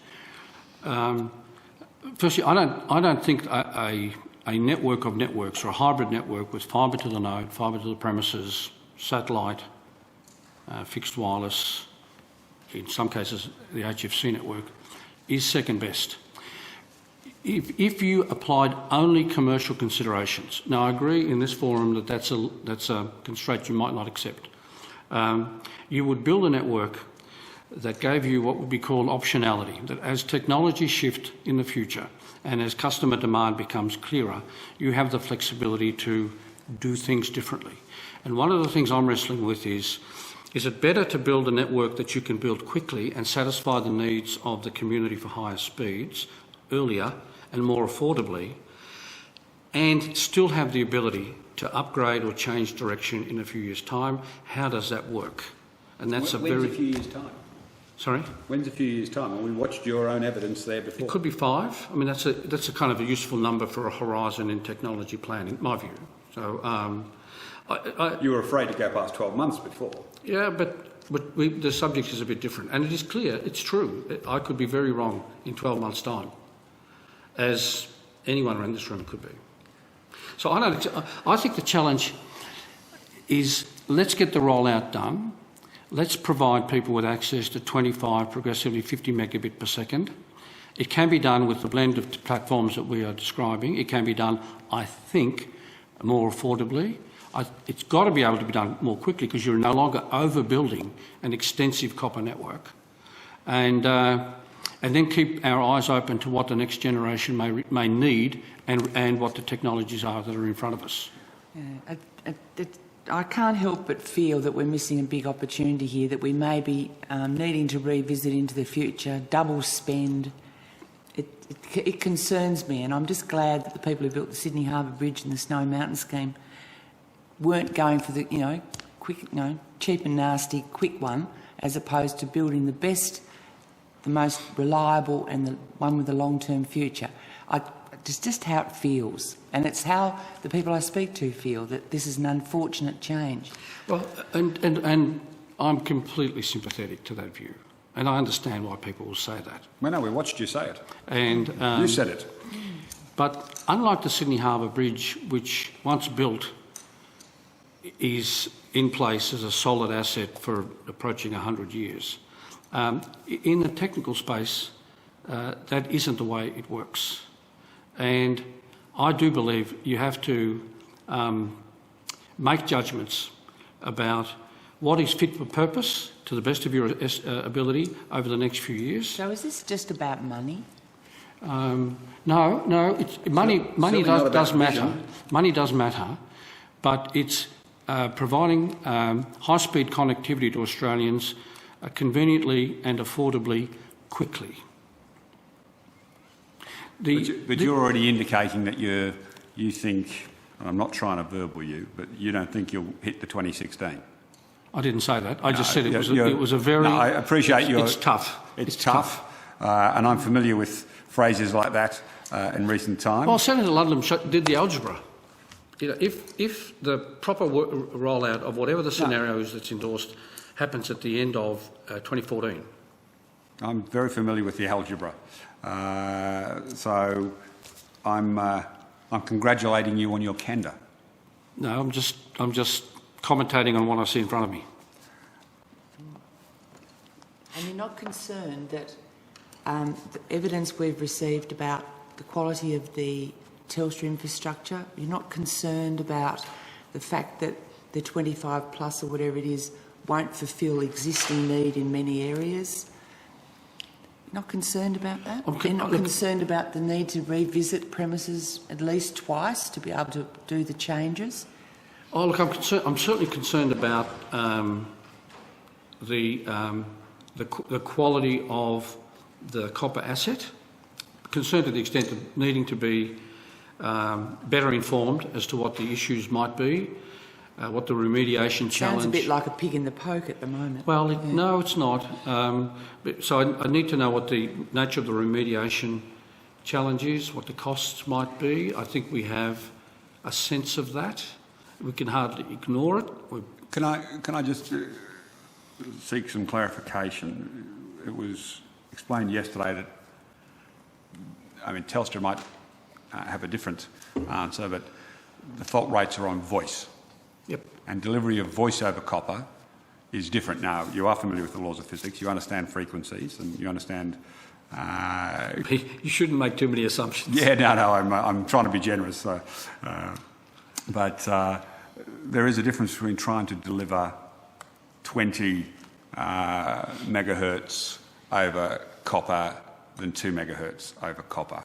And so there is I won't say exponential, that's the wrong word, but there is a fault rate and a difficulty in delivering a voice product that multiplies by something, and I'm sure the engineers listening will help me out here, if you're trying to deliver data rather than voice. Right. And I'm sure you must be taking that into account. But the gauge of the copper makes a difference. But without... I mean, these are just engineering laws of physics issues. But can I just go back to what I've said before? And I don't mean this disrespectfully. It's not an original question. It's a question that has come up all around the world. There are rollouts that are more progressed than ours are, where these issues have been confronted and resolved. I hesitate to say but these are by incumbents. You are not an incumbent. You have a choice between not taking on board this particular serious risk. You're not trying to squeeze the copper dry like when you were the CEO of Telstra. Right. When your representatives sat where you are sitting and said we're 5 minutes to midnight on the copper. We've had 10 more years of lack of maintenance, as evidenced by yesterday's testimony, and you are continuing to work on a mindset of being an incumbent. You are not an incumbent. Well, I can't rebut that in my own personal case, but you know, this is not my personal policy. I think it'll be a policy. I know I saw your personal policy a few minutes ago. But here's here where we have common ground, and here's where we separate. We are not. NBN is not an incumbent. It has choices. Frankly, that's one of the fruitful areas that the review is addressing, and that is what is the optimum composition of a strategy that has those choices. Incumbents around the world, telcos that own a copper network, are often regulated so that they don't have those choices. But it means that they put their resources into optimising the performance of copper. We are the beneficiaries of that R&D. The vendors that we deal with are vendors to Verizon, AT&T, British Telecom, Deutsche Telekom, Belgacom, KPN. They have gone ahead with an FTTN network in the most part, and to the extent that the issues that you have raised are relevant, they have coped. I take comfort from that. If that's the direction that we endorse, I don't think that the technical challenges will prove to be beyond us. I've never argued that you can build a fibre to the node network and you can do it cheaper by definition. You can build a string and CAN network that is cheaper and quicker. But if you take the Minister's favourite example of BT, and you've been talking with and flown him out, the take-up rate after 4 years of fibre to the node, which is where I disagree with you about footprint issues versus take-up issues. I think that's frankly rubbish, but we'll continue to disagree about that. They've got a 10% take-up, 16 million homes passed, 1.7 million users, and not everybody is able to use the footprint because not everybody in the UK has access. They sell two different products. There's some people who can't get more than 38. So they actually have different... So there's a whole bunch of the people they've passed can't get the higher offered service. I'm not sure Mr Galvin explained all of that to you, but hopefully you did. Okay, so there is choices that you get to make. You don't own the copper. You don't need to squeeze it dry. You can make the best technology choice. And if the cost of the technology choice you're proposing as an option is higher than is being claimed publicly at the moment, because of a whole range of factors that you're unaware of, though you're slowly coming to understand them, then the choice becomes a marginal one. Well, and that's what will be in front of us as we cost alternative scenarios. And cost is not the sum of costs over 10 or 20 years. It'll be a proper understanding of the implications of cash flows, which are more important in the near term than later years. I totally agree. That's where I totally agree with you. And it'll be based upon speed of rollout, It'll be based upon the nature of the services that can be provided, judgments about the market for those services. It's kind of interesting to see data of what the average or the take-up is of broadband customers around the world, and their speeds and their use of monthly download limits. It varies all over the place. It's not tied to... Excuse me if I may. Are you saying that the outcome of your review could well be that you revert to the policy of... No, Mr Russell has indicated that won't be the case. So even though all these things are being looked at dispassionately, and all the factors will be taken into account... So that's... In the review, there's a substantial effort that's been targeted to or focused upon evaluating the rollout to date and continuing business as usual to completion. So that's one of the scenarios. That then becomes a reference against which alternative scenarios are measured. And when you're talking about the first issue, the current practice, how do you build in the fact that there are people who've had fibre go past and the connection is the issue? Yeah. So they've been wanting to take Absolutely. up. It's awful. So what's your attitude to that? Well, I mean, one of the things I do need to work out and get fixed in the next year or so is that when we roll fibre, at this stage it's fibre down the street, that the houses and the apartments that are passed can actually be connected. At the moment, that you cannot say that with confidence. It's a problem. Sorry, they won't ever be connected? No, can be connected relatively quickly. And how did that Optus rollout down the streets connect to every MDU? Did that ever happen? Well, I don't know. Can you name an MDU that Optus ever connected? The answer is no. It's a zero figure. But you know from your stats that NBN reports houses passed, and then there's a category, server zero category, where... I'm very familiar with it, and I'm very familiar with the categories inside it, and you shouldn't misrepresent them. But I'm not. I'm just telling you, or helping Senator Thorpe to my level of understanding, and that is houses are passed. By and large, in the current rollout, MDUs are not connected. There are trial. Okay, where are we up to? The latest stats produced this week showed a fall in service class zero for the first time. So seriously, congratulations. This has always been a challenge that takes a longer lead time. It fell. The latest week, I think, has gone up again. Be very careful. Well, that's because you're successfully passing them before they're connected. No. I mean, you can't connect them until you've passed them. I think we probably agree. We shouldn't get too stuck on weekly variations. It's the way the data are going to come together.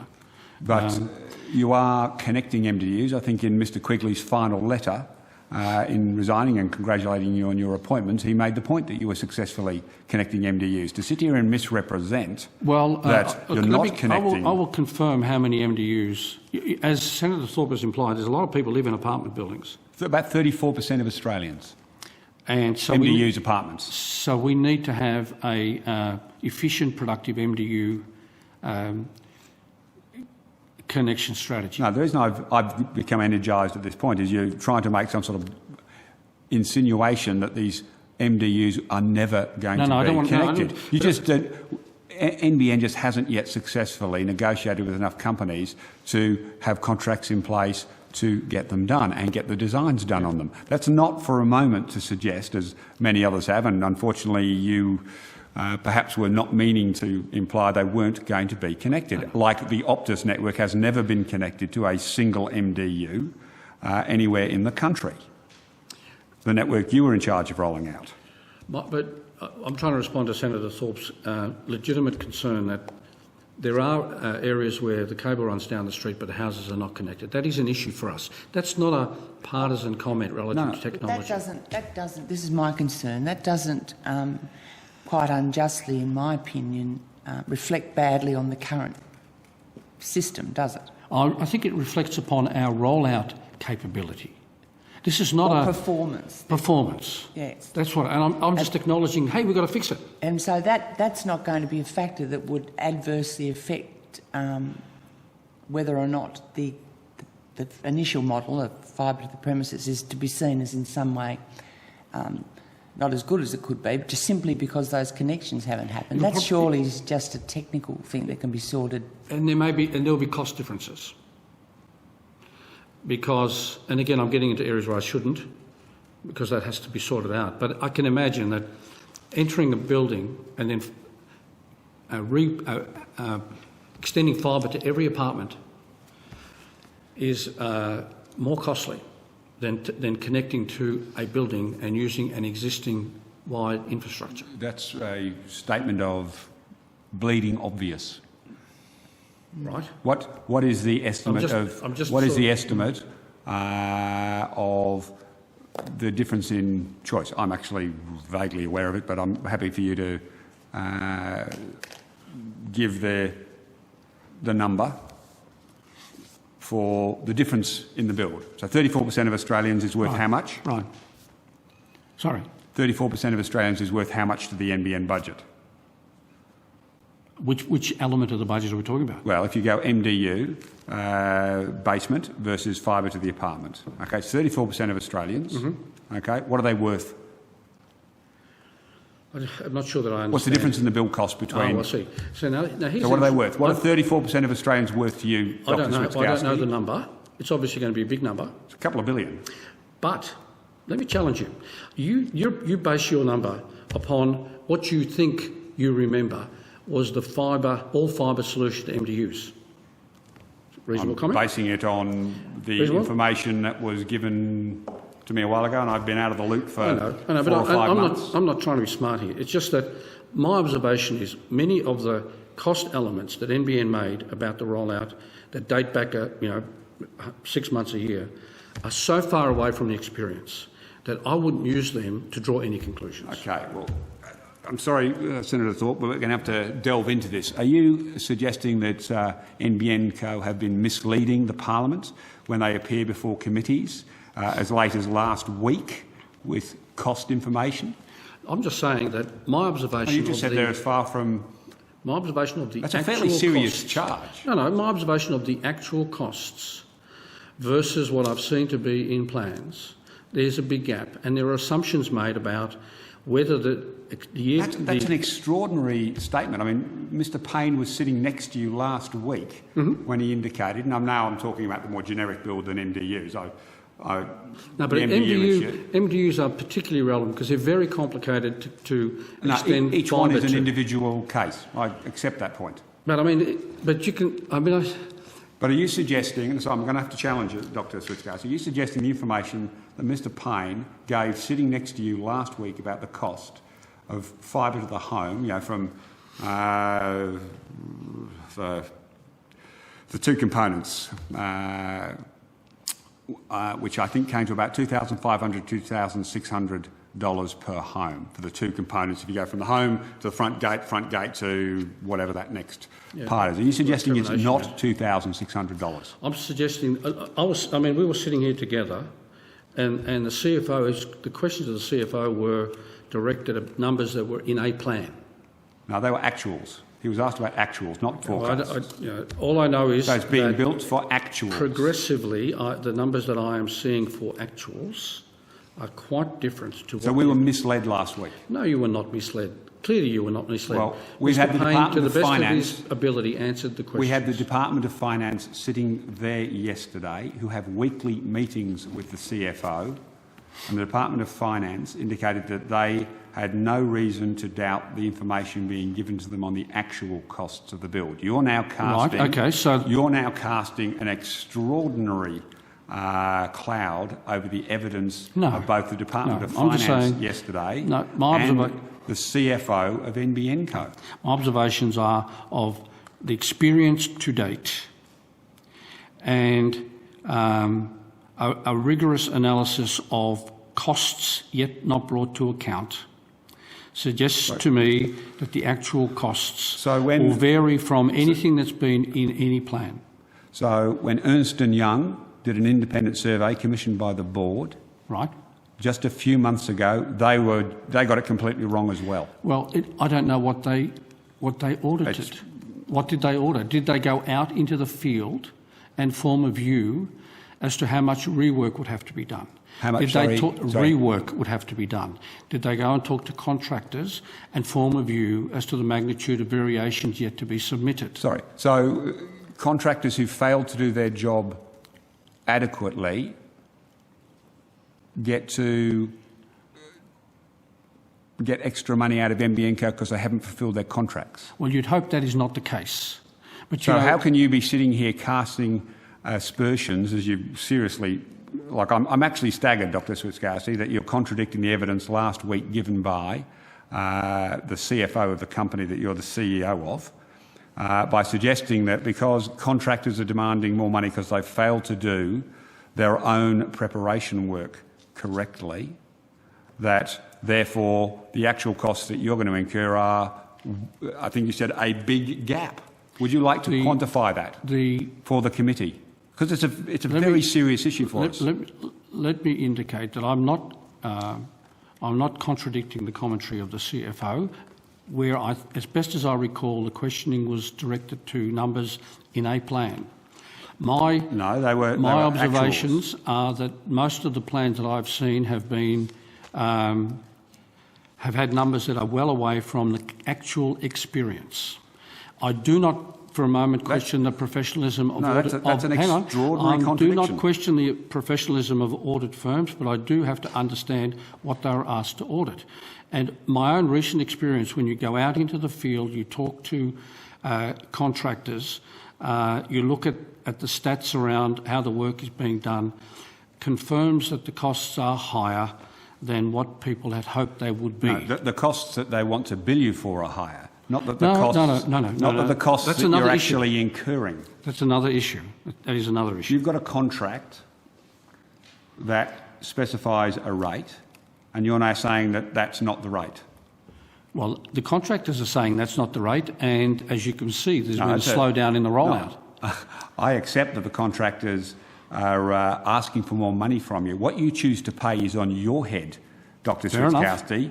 Do not try and blame other officers at the NBN Co or incompetence of companies like Ernst & Young that have done audits. This is on your head. Now you're verbaling me. Right, this is on your head. If you choose to pay more money to settle contract disputes from companies that have failed to deliver on their contracts, that's on your head. Mm-hmm. And you won't be able to blame anybody else. That, frankly, is the accountability of the chief executive. I accept that. That's you. That's me. That's right, exactly. And the man in charge of designing the contracts, perhaps. But I think you've met him. So don't come in here and say the actuals are wildly different. You've got claims from companies that are wildly different from the actuals that you've paid. Do not come in here and suggest that the evidence that has been put before the committee by the CFO sitting next to you, which you chose not to contradict last week, is now wrong. No, I didn't say that. Yes, you have. No. The CFO's reference was two numbers in the plan. As we continue to look at actual costs, and as we have more numbers in terms of houses passed, etc., we have a better feeling for them. And the costs look higher, and I would say substantially higher. Materially higher? Materially higher.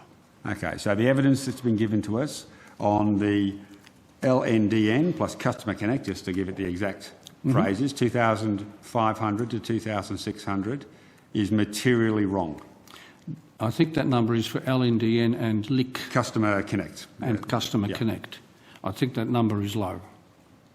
Materially. It's low. Materially. Well, let's see how... There's no review involved here. This is a factual matter. Okay, it's not. We've got to hide behind a review. I'm now asking you if you've got evidence or information right now that that number is materially low or low, and what you think the number is. So you do not have to wait for review. You have to answer the question of this Senate committee if you have evidence before you. As I review operations and performance against budget and cost estimates, etc., most of the numbers that I am now seeing are higher than the plan.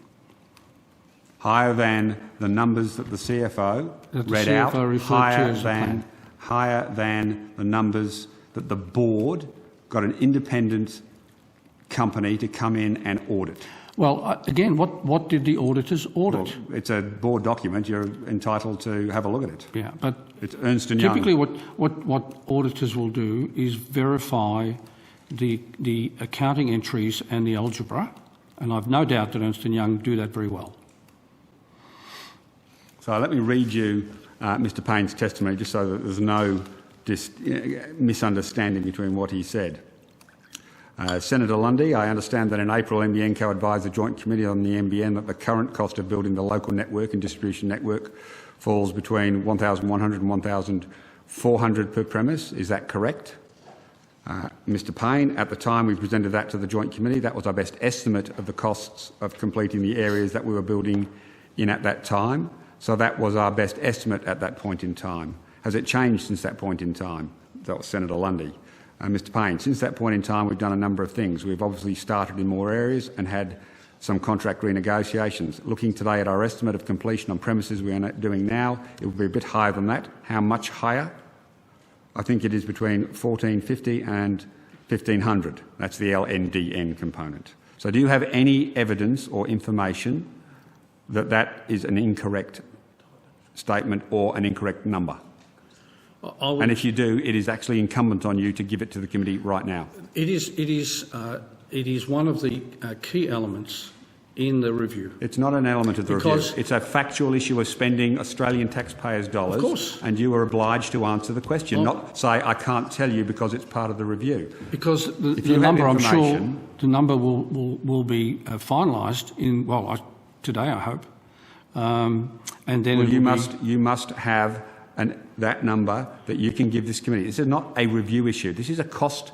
This is Australian taxpayers' dollars. You cannot hide behind a review in answering a factual question. Incidentally, so do you recall in the context of Mr Payne's response that it was, I don't know, what was $1,500 or thereabouts for LNDN, what the original budget budgeted for? I think he said their original one was $1,100 to $1,400. And he's now saying $1,450 and $1,500, which seems fairly precise, to be honest. So I'm going back to, that's, when did he say, Joint Committee in April? Mm-hmm.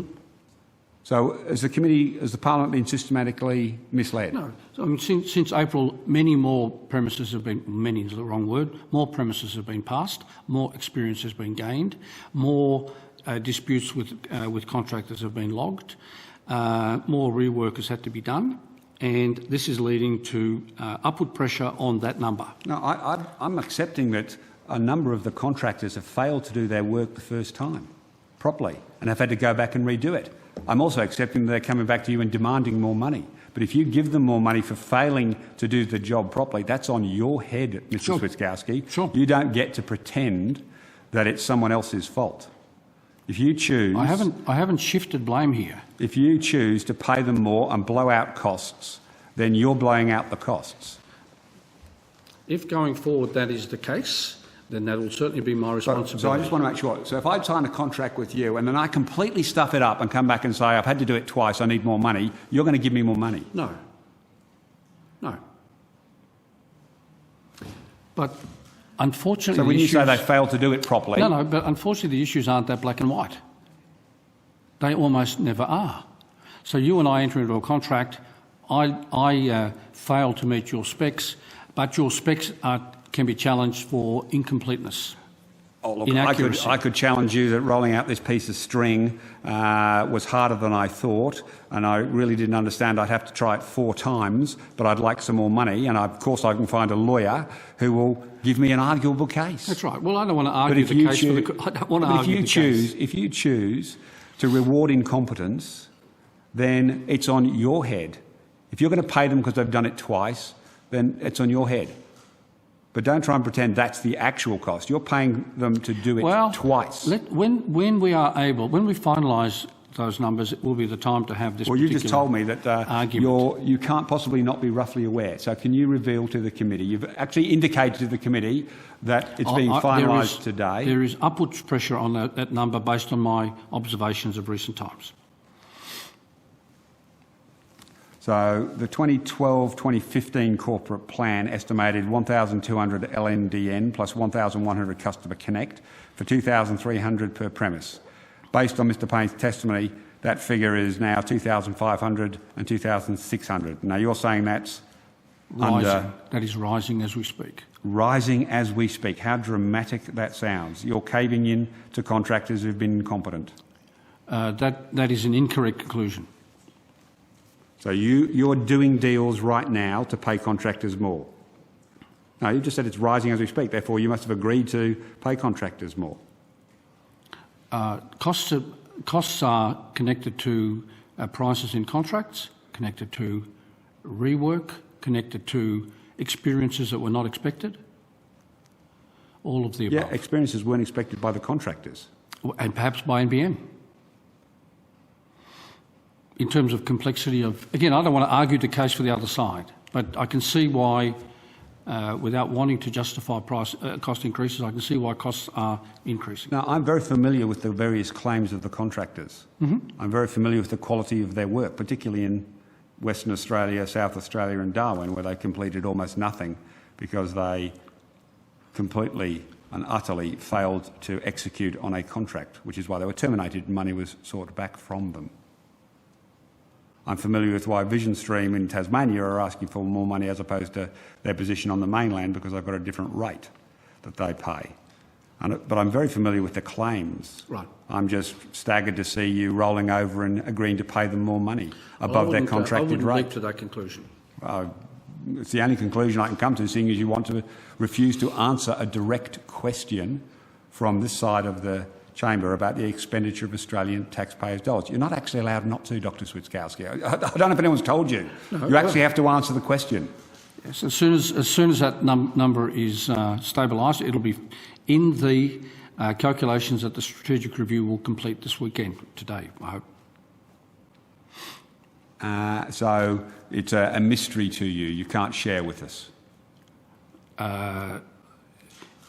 The number will have significance in the context of the narrative in the review, which will be completed early next week. You weren't prepared to say it was material? You did. I offered the opportunity to say it was material, and you said no, it wasn't. Oh, no, you didn't say no. You just said you didn't use the word material. Well, the number is increasing as we speak, is what I know to be the case. No doubt about it. Absolutely no doubt about it, Dr Switkowski, and it's on your head.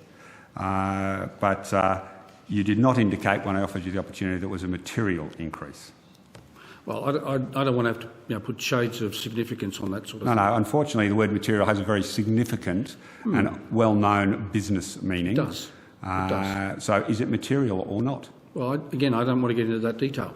I'm sorry, but you don't get to say that. This is a Senate committee core, and you're spending taxpayers' money. You don't get to say, I'm not going to tell you. It is core. It's a fact. There are several numbers. One is experience to date and expected experience in the near term.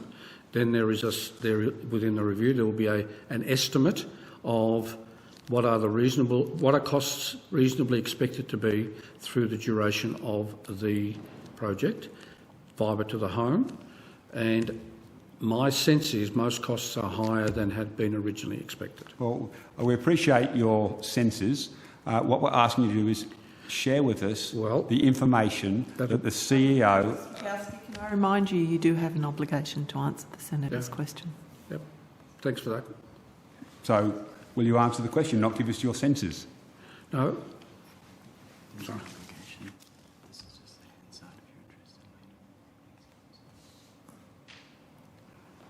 Can I take a minute and read this? Yeah, absolutely.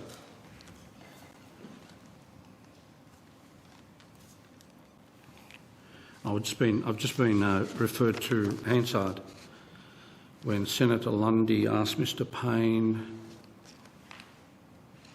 on the question of with the high cost, have you assessed what the full impact on the project will be if those high costs are sustained? Mr Payne, some people will see the strategic review we're looking at as part of that remit, which is a correct answer. Not. And we flagged. If you have factual information, you can't withhold it from the I don't committee. have it here. I do not have factual information in front of me. You've told you, indicated but this you is have a sense. a sense. You've indicated that you're just simply using words and hiding behind the review. There is a sense, if the figures as they are reported here were $1,400 to $1,500, I think there's upward pressure on that number Is it for material? LNDN. Is it material? Well, it could be, because this is an answer in November where 245,000 homes have been passed, which is at an early stage. Quite what the right number will be will depend upon the addition of more experience in the rollout.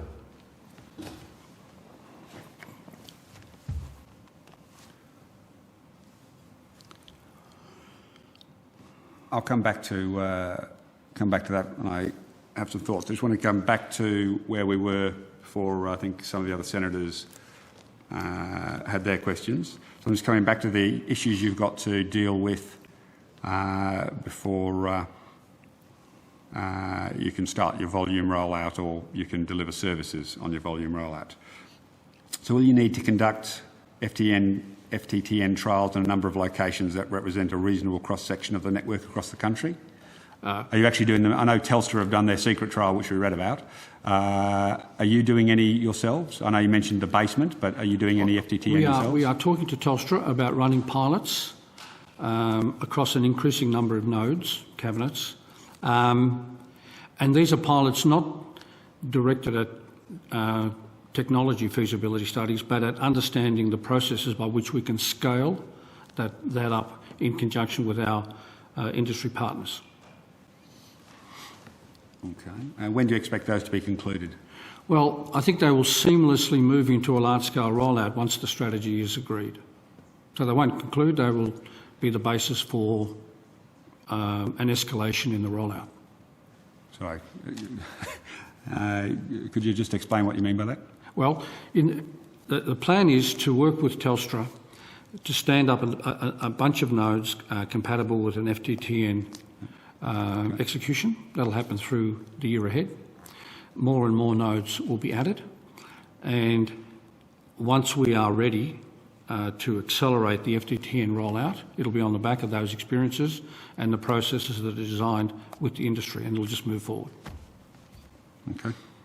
Will you need to redesign your IT systems, including the OSS and BSS, to accommodate a new fixed line network? I don't think redesign is necessary, but will there have to be attention to IT? Yes. Will that involve further procurement? That is specific to FTTN? Probably. When do you expect that to be I think that'll concluded? again be covered in the work that's being done at the moment by the review. Will you need to do a new network design? There will have to be an FTTN network design, yes. Okay. When do you expect that to be concluded? Well, a fair amount of that work is part of the review already, so it'll be an ongoing effort and involve Telstra in the months ahead. Do you envisage any changes to the transit network as part of that network design? Minimal. If so, will that involve any regulatory approval processes, around, say, POIs and things like that? Well, to the extent that any of these changes seem to need to be run by the ACCC, I expect so, but I don't know.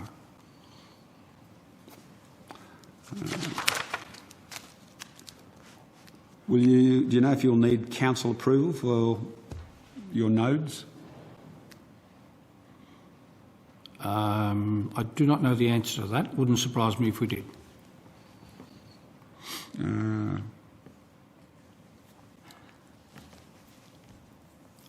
Will you be detailing, I've gone through a whole string of things that need to be considered. Is the review considering all of those things that I've just mentioned? Yes. Are you undertaking any sensitivity analysis on the impact of any delays in any of those processes? I know you're very familiar with the ACCC from the past. I'm very familiar with them from the more recent past.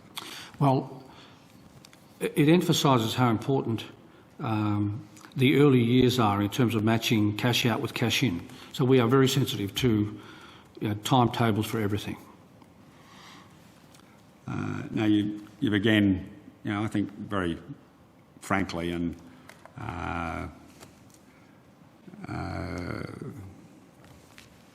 genuinely, straightforwardly indicated it's tight. Can you put that in a percentage in terms of being able to finish 25 by 2016? Is it material? Is it 50% chance, 10% chance, 90% chance? Given the knowledge you've gathered, given you're indicating it's tight. Again, it's not for me at this stage to talk to the numbers, but it's very challenging.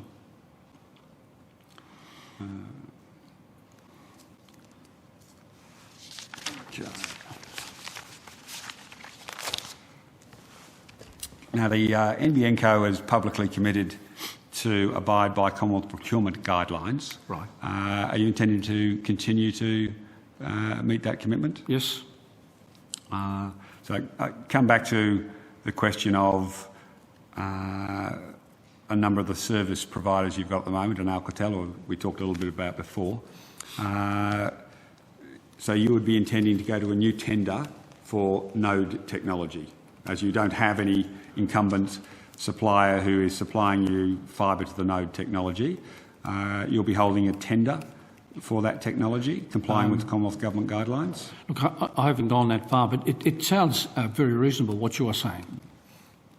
And that would be the same for OSS BSS. Should there be one of the famous things, as I'm sure you're conscious, is if you just sort of expand the scope of an existing IT project, it sometimes can be problematic. Indeed.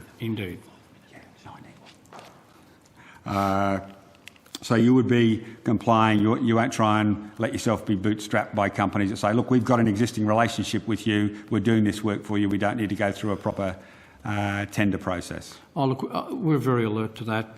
It still may be that the outcome is that the existing suppliers are endorsed, but I accept it'll be a process. In a fair process. That is entirely possible. And look, why wouldn't we? I mean, what motivation exists to do it in any way other than to comply with the formality of the procurement protocols? No, I accept in good faith absolutely what you're saying. No, I think the Chair's indicating to me that we have to take a break. Just a 5-minute break. Senator Conroy. Senator Ludlam, can I just foreshadow with you? We'll have an offline conversation about how much more time we'll need with NBN. Thanks. That's fine. Chair, I've probably only got about 5 minutes myself. Okay. We'll resume in 5 minutes. Thank you. Senator Lundy, have you any idea how much longer this will go? Just without being disrespectful. Okay. Yeah, no, I'll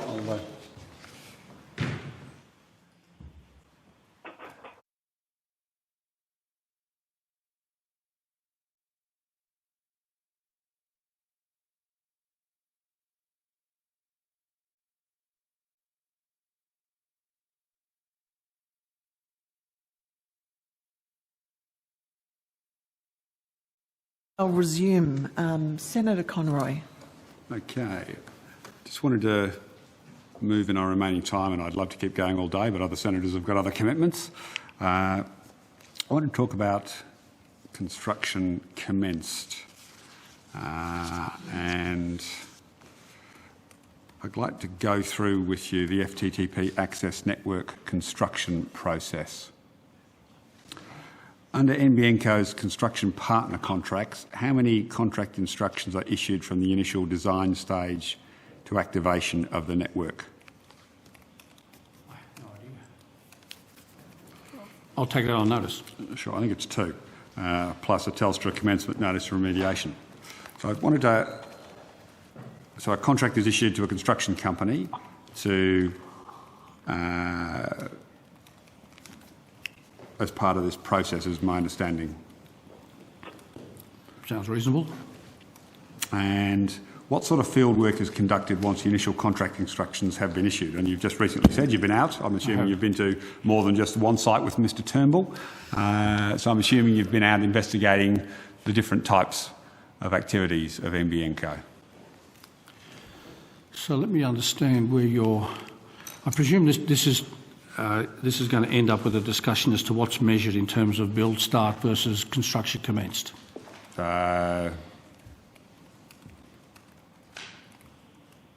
Possibly. I'm just going to go through my questions and we'll see where we get to. Here's the level of involvement and understanding that I have. NBN has been reporting until recently a number of stats and producing colour-coded maps where certain colours are used to indicate construction commenced, which is where the design has started, and some degree of assessment of work in the field is undertaken. And then there's another stage where build commence, where contracts having been let, remediation having been started, the build is underway, and then it's completed, and activations are and households and customers and units are able to connect to the NBN network. So that's my understanding of the process. And as you know, in recent weeks, the judgment was made that there was a more meaningful way of reporting the progress in NBN by counting from the point at which the build starts, and that necessarily is a smaller number than the commencements beginning. Thank you for that. I just wanted to come back because I want to be very clear about the sort of field work that's conducted once the initial contract instructions. So once you've hired a company to do the field work, so it's address verification, planning approval assessment, electrical field design and preparation of a field inspection report. And what activities are required to prepare the field inspection report? So what are people doing to prepare that? Well, I suspect you're more knowledgeable than I am on these matters. Do you think that doing things I've just described, preparation of a field inspection report, involve the presence of construction crews? The presence of some sort of crews, yes. Okay. Are proper safety procedures followed as part of the construction work? For example, safety fences, traffic management required when they're doing this? Yes, that sounds reasonable. So I was just wondering if we could have a look at a couple of slides and you could tell me what you think these people are doing.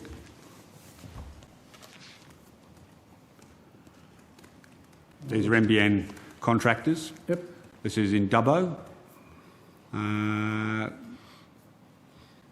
That's not construction? Well, certainly a hole in the concrete there, so they're going down to the ducts, yes. So that could be known as rodding and roping? Rodding and roping. So it looks like construction to me. Right. I'm just seeking clarification from you. Yep. So all of those pictures there in the border mail, people down pits, safety fences, fluoro vests, safety gear, looks like construction to me. Well, yes, a form of construction. I suspect they're in... They're doing rodding and roping? Yeah, they're doing rodding and roping, yep. So you accept that rodding and roping is part of a construction process? Yep, I do. What about Telstra remediation? What sort of activities occur as part of that? Well, presumably assessing the quality of the ducts and the pits. Would that involve construction crews? It would, in general, yes. And I note that the former chair of NBN Co, in a letter to Mr Turnbull on this very subject, because this has been, as you are aware, a subject of some argument, and I will table the letter, noted that local residents and businesses have an interest in whether their local area could be disrupted by any construction work and how long the disruption will last. Local residents will perceive little difference, if any, between construction activities as part of the field work and on-site proving exercise, and Telstra's remediation to satisfy NBN Co's requirements and construction activities that may involve the installation of fibre optic cable. And the then chair goes on to say, in our operational phase, NBN Co responsibly ensures that local residents and businesses understand the stage of the network rollout in their area. So when that is going on, people are advised that it is going on. It's been identified that it's going on, and as you can see, it involves some dangers to the public if they're unaware of it. In those examples, yes. Well, that's rodding and roping, which has been going on all over the country. Not as much as you or I would like. I think we could absolutely concur on that, particularly as Senator Ludlam, I no doubt, will remind us in a moment, in Western Australia. North Fremantle in particular. Not Fremantle. So do you think NBN have an obligation to inform local residents and businesses that this work is going on in their area? Seems like a prudent thing to do. NBN appears to have made a decision that that sort of activity that you've just agreed looks like construction is no longer to be considered construction. And in fact, one of your public spokespeople actually denied that there was construction involved in what you're looking at there. And your maps have been altered to indicate that that isn't construction. So I'm just wondering whether or not keeping the public informed of what's happening, and as you can see there's a map right there that indicated where that mudgy work, which you just saw a photograph of, was taking place, and that is the new map under your stewardship that represents that no activity is taking place in the area. So could you give me an explanation of why you've stopped informing the public where construction activity is taking place? Certainly. So as you've described, some of the communications appear to be directed towards issues of public safety, traffic management, etc. That's construction commenced. But over time have been interpreted as the beginning of a reasonable period by which time premises in that area will have access to high-speed connectivity. Over time, that figure has been, I think, has produced an expectation that has not been met. And I understand the context of this originally, and that is from construction commenced to remediation to build completion was expected to be a period of time of 6 to 8 months. No, I think that's incorrect. If you read the website before you had it adopted, it said average 12 months, and the plan suggested that over time the average would reduce, but an average of 12 implies from 18 down. Now, it's a different issue to whether they actually were doing the job. Well, but a contract was so given. That's the feedback. The feedback was there were large areas where the expectation was that access to the internet would be available in a reasonable time. I think a year was what I had heard, and we were a year into that and we still weren't close. But having said that, there is a case for measurement at construction commenced, and there is a case for measurement at build commenced. There's construction taking place, and you have removed from a public website an indication of where construction, under your own eyes, and you've agreed reasonably, I appreciate that, where people are in the streets. So we are now reporting when build commence starts. But you are no longer letting people know that there are people engaged in the sort of activity that has taken place, because that you've just viewed. Well, the view has been taken that the best measure is at the point where there is reasonable confidence that that community will have access to NBN, and build commenced is judged to be the best point at which to do that. But build commence doesn't include construction activity. Well, it obviously includes construction activity, but not that sort of activity. Well, it's construction activity, but... But we're not... I don't disagree with you in your commentary about the various steps. Where the disagreement looks as if it'll land is at which point do you produce statistics and a colour-coded map? And we've concluded build commence is the right point. But one of your public spokespersons indicated that there was no construction work in the phase where a contract is issued to a construction company and rodding and roping like that was taking place. Well, actually defined it out of the word construction. And as the CEO, I think you should be very concerned that one of your staff has misled the Australian public. Well, I did take an interest in this a couple of weeks ago because I think you expressed a view on that. I made a formal point at the time. And I got the impression that the media report may not have exactly mirrored what the spokesperson said. Well, given that I made a formal point of it, no one bothered to make a formal response to indicate that the media had perhaps misrepresented them. But from what I read, it was a fairly straightforward statement by the spokesperson. But I'm the first person. I'm the first person and last person who'll agree with you that the media don't always fully report commentary. I remember taking an interest because you had been you'd expressed a concern, and I'd got that feedback. If we haven't got back to you, that's a poor process. We'll get back to you. And the people in Mudgee who now think they're not getting any because they've been removed, even though they've seen people working in the streets in NBN vests, they now no longer think they're getting the NBN. And that's an emerging issue. The fact that large patches of the country have been removed has led people to believe that means a change of plan at NBN, and it does not.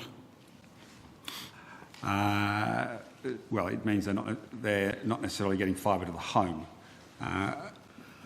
But I do want to come to some of that issue substantively.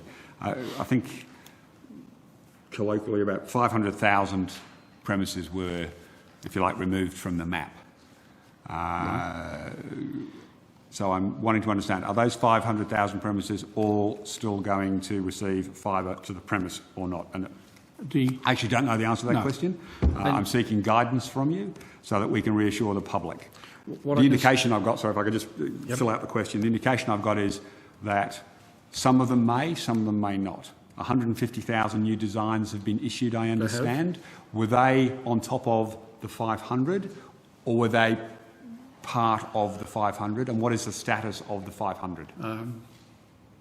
I can't answer the detailed question of where the 150,000 fit, but I can say the following, and that is the mere changing of the appearance of the map and the measure does not reflect any change of priority or strategy in the actual build. Okay, so you're giving a commitment that the 500-odd thousand people who the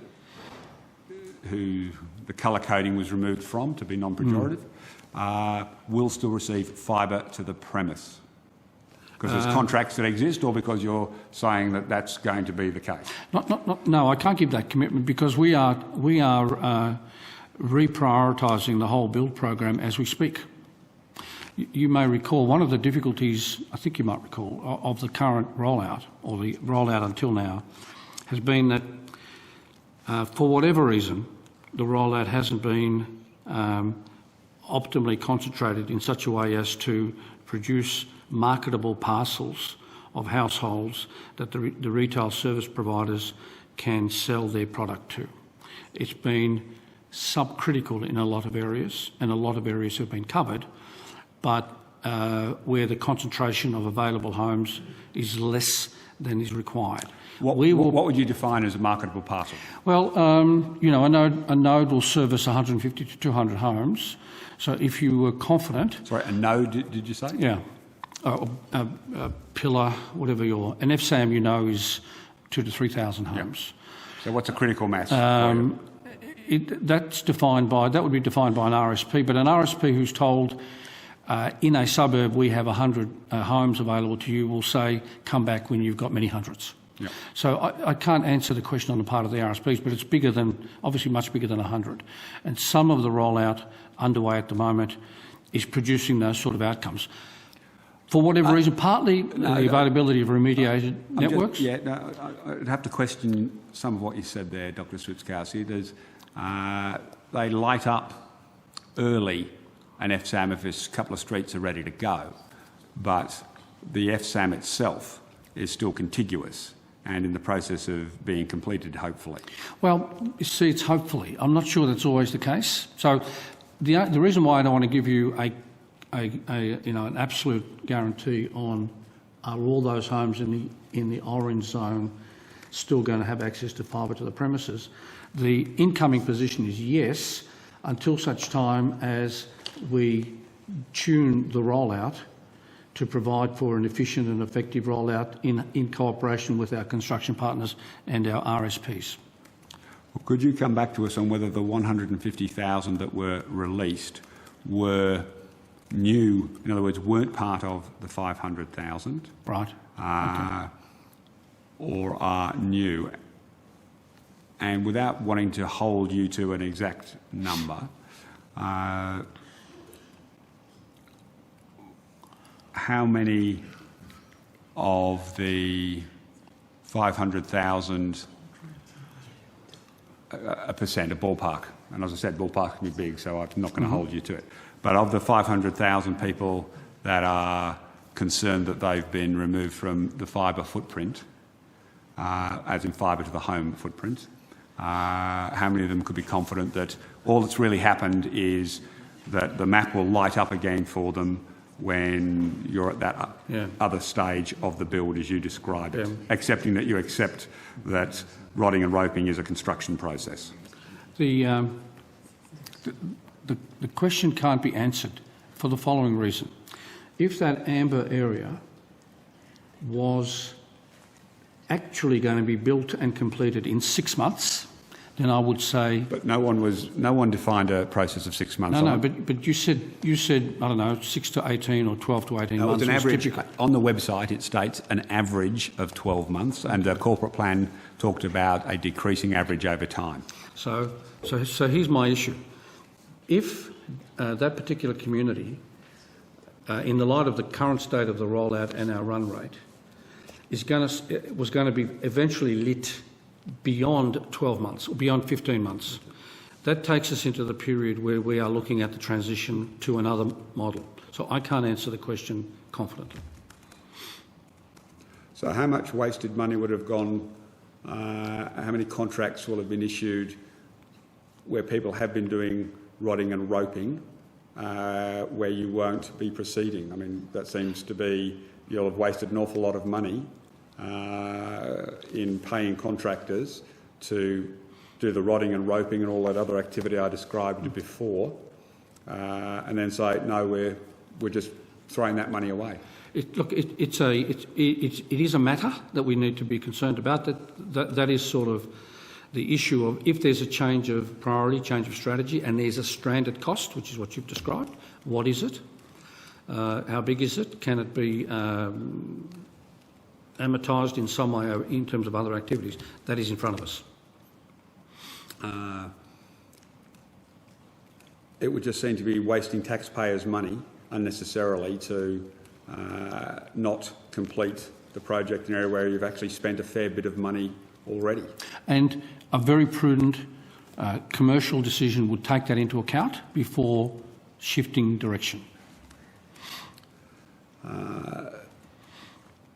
Now, I was just interested in some more appointments. I note you've got a couple of gentlemen with you today.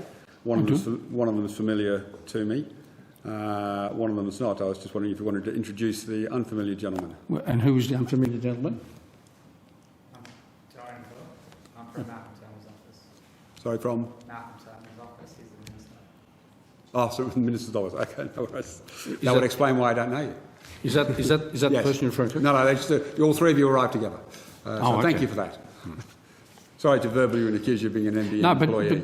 But your point, as I was saying to the chair, given reasonable time, we will be represented with a broader complement of people who will then be able to answer your questions more satisfactorily than I can. And we appreciate that you have made time today, though there was unfortunately let's just say a squabble, and we appreciate that. We will be expecting a much broader representation. We're likely to want to talk to you again once the review's submitted, though obviously while there are some factual issues that we'll want to discuss, the broad policy advice we're not entitled to ask you for, but factual issues around build costs and those sorts of things, we may want to talk to you again relatively soon on all of those sorts of issues. So I'm distinguishing between the policy advice that you're recommending to the government and the actual data and material. So we'll probably be seeing you again relatively soon, hopefully with a much broader range of people that we can chat with. So I just had one final question, Dr. Switkowski, and it comes back to the cost issue we were talking about. It seems to me that the simplest way possible to prove that the costs of fibre to the home were higher than have been forecast by simply agreeing to roll over to the construction companies. That would be a very easy way to bloat an outcome of a review. Well, I think it was on your watch where the renegotiated terms for Silcar were agreed. I think that's true. A Downer EDI similarly. It just depends. I finished up on the end of June, so some of these took place. We are seeing. I'm aware that there was close to / finalisation of a couple of contracts, and I'm aware that some of them were increased. So I'm not for a moment suggesting none of them were outside of contingency or material. And particularly, and I asked this question yesterday of Finance, so given you've raised it, I assume by now you're aware of cost savings that were proposed inside the organisation for the architecture of the network, and there were significant material savings forecast. Are you familiar with them? I am broadly familiar with Architecture 2.1 and the associated claimed cost savings. Oh, so they were just claimed cost savings? Well, they are, again, included in the general review where the standard for the claim of cost savings is higher and the actual processes and steps to be taken subject to rigorous challenge. And so did the board consider, the previous board consider I don't know. The cost savings? I don't know. So they didn't do a rigorous... I do not know. They didn't do a rigorous challenge? All I would say is that the nature of the forensic analysis that's gone on at the moment is... Forensics are a very emotive word, Dr. Switkowski. It implies criminal activity usually, or bankrupt activity. No, well, to me it doesn't. To me it implies a very careful numerical analysis and objective analysis that's reconciled with people's understanding of what's possible and best practice. Anyway, the level of work that's gone on is of an intensity and detail that is special. Thank you, Dr. Switkowski. I think Senator Ludlam would like to ask some questions. Senator Ludlam, do you have any final questions for NBN Co? Yeah, I've got a couple more if I could. It's taking us right back to the beginning of the program and to something that I think the department said yesterday. Is it your understanding that the network, fibre to the node network, for that substantial part of the footprint, you will need to install an NTD in each premise? That seems correct. So you don't sound very sure. Well, Senator Ludlam, as soon as we get down to individual elements in the network and the location of terminating devices and CPE in premises, having said that's about the limit of my deep understanding. Okay, my understanding is that you will need to install some sort of device at each of the premises, and I'm just wondering whether you've factored in how long it's going to take to design that unit, or whether that is in train at all, or are we just way too soon? Well, certainly the costs are estimated. I'm not sure why design should merit special attention. I would have thought this was standard equipment supplied by any number of vendors. Wouldn't it be? Okay. I'm a bit perplexed as to the degree of vagueness still being expressed at this late stage. The final one for me, I think you used the word optionality. Ah, yes. Sometime way back in the hearing by which I presume you mean that this isn't just a vast exercise in planned obsolescence that does bias options for the future.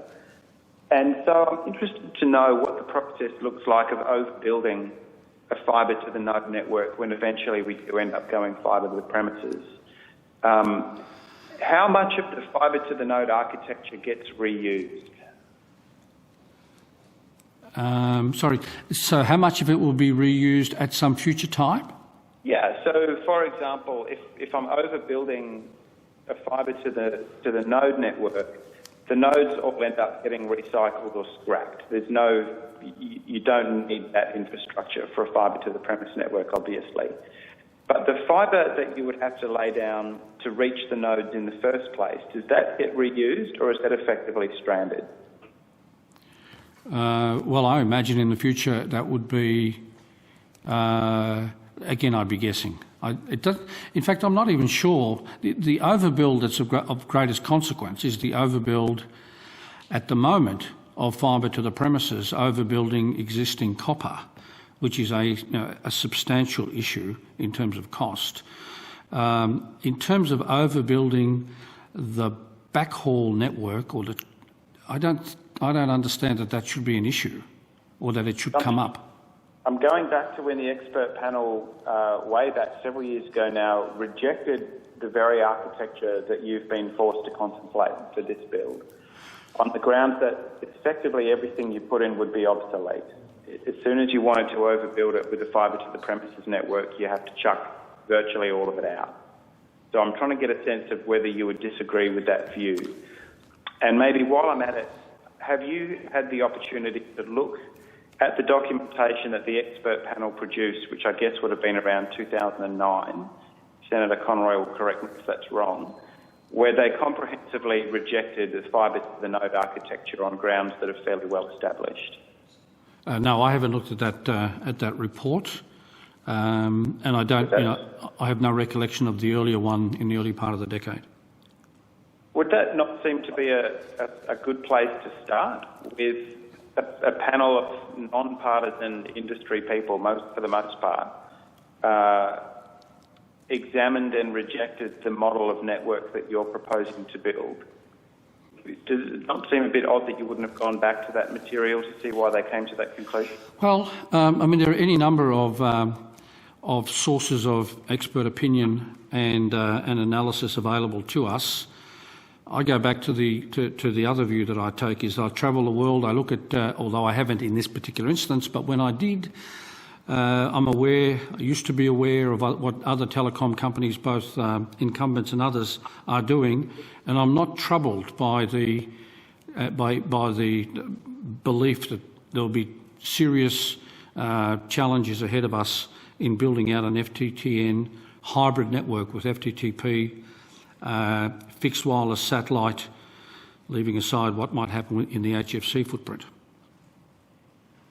You're not troubled by it. These people were tasked with a project very similar to yours and rejected it. Is that something that I could encourage you to review before you hand your strategic report to Mr. Turnbull on Monday?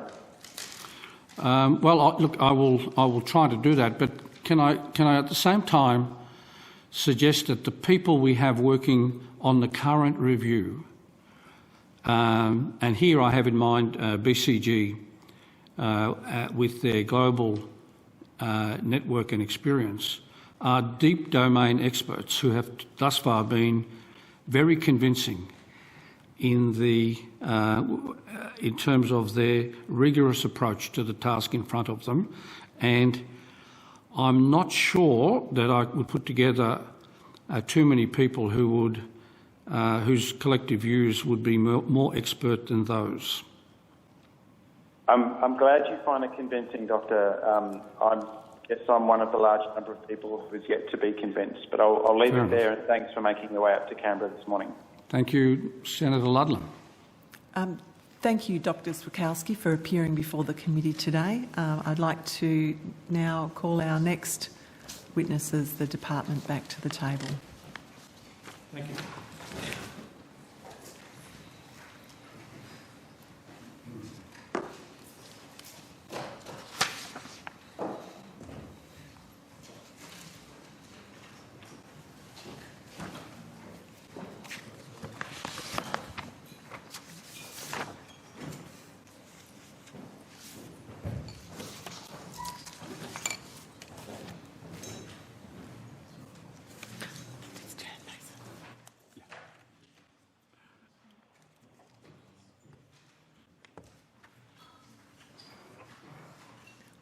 I welcome representatives from the Department of Communications and the Department of Finance.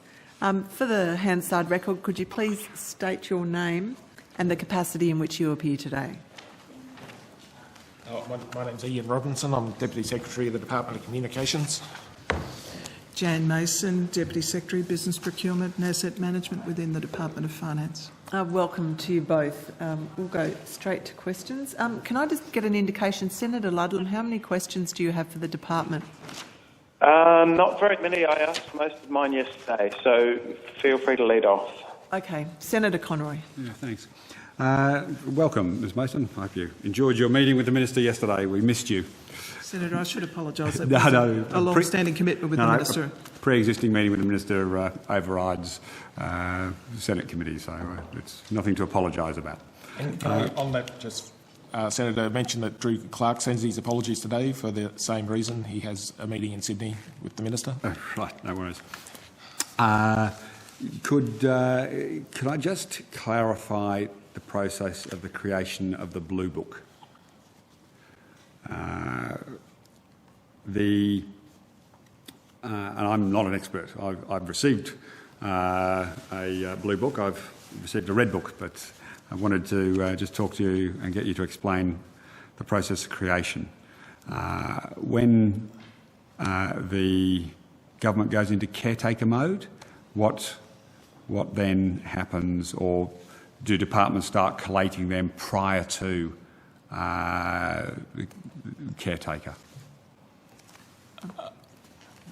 Well, perhaps I can lead off. I'm sure you're an absolute expert on it, Ms Mason. May have other comments to make, but in general terms, no, departments do not commence work on preparation of incoming government briefing material until election is called, and at that point they, generally speaking, identify topics for the briefing material and proceed to put that together so that it is ready for an incoming minister once the election result is known. Okay. So in terms of preparing for the Red Book for the then opposition, now government, you start a process after we go into caretaker, which is what day in this particular? Oh, I don't have the date in my head, but it's when the writs are issued. Okay, so that was, help me here, I wasn't a combatant or participant. We're advised it's the 5th of August. So on the 5th of August, you then, and you probably sort of prepared the letter, but you prepare a letter and you send it to, for instance, NBN Co, and you ask them for their advice on the implementation of the opposition's policy then. Is that the process? Is that how it works? I think these processes vary, Senator, but if you're asking whether we did in this last election period make a request of information, and when I say we, the Department of Communications made a request to the company for information, yes, we did. And did they comply with that? Yes, Senator. So they provided you with information as per your request. I'm not asking you what it was. I'm not asking you what was in it.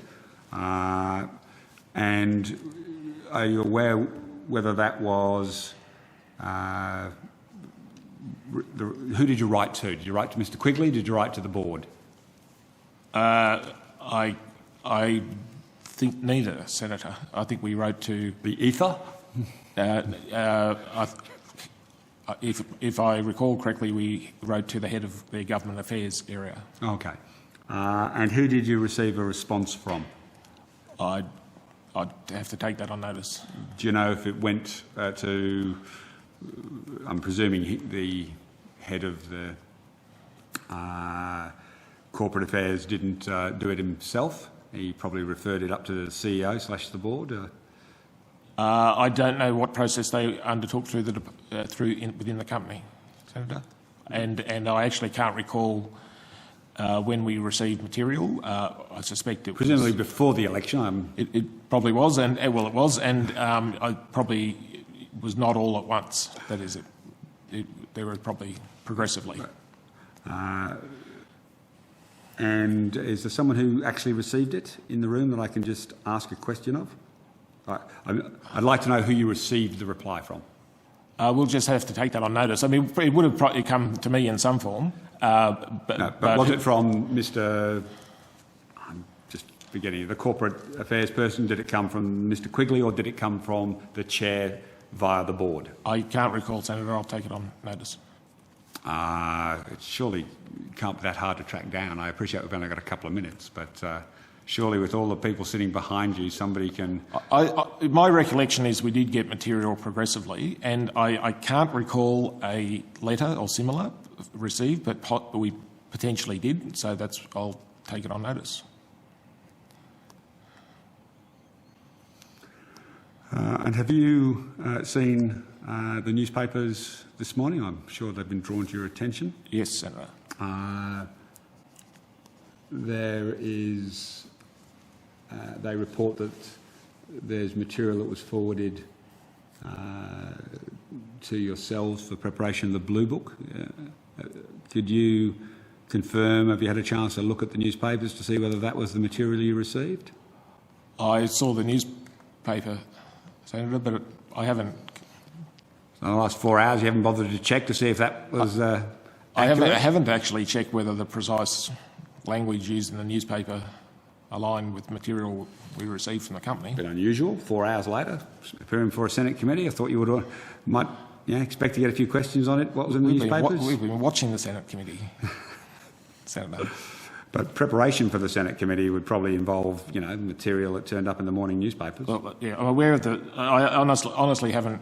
So nobody in the room has bothered to check to see whether or not the information claimed in the newspaper is actually factually correct.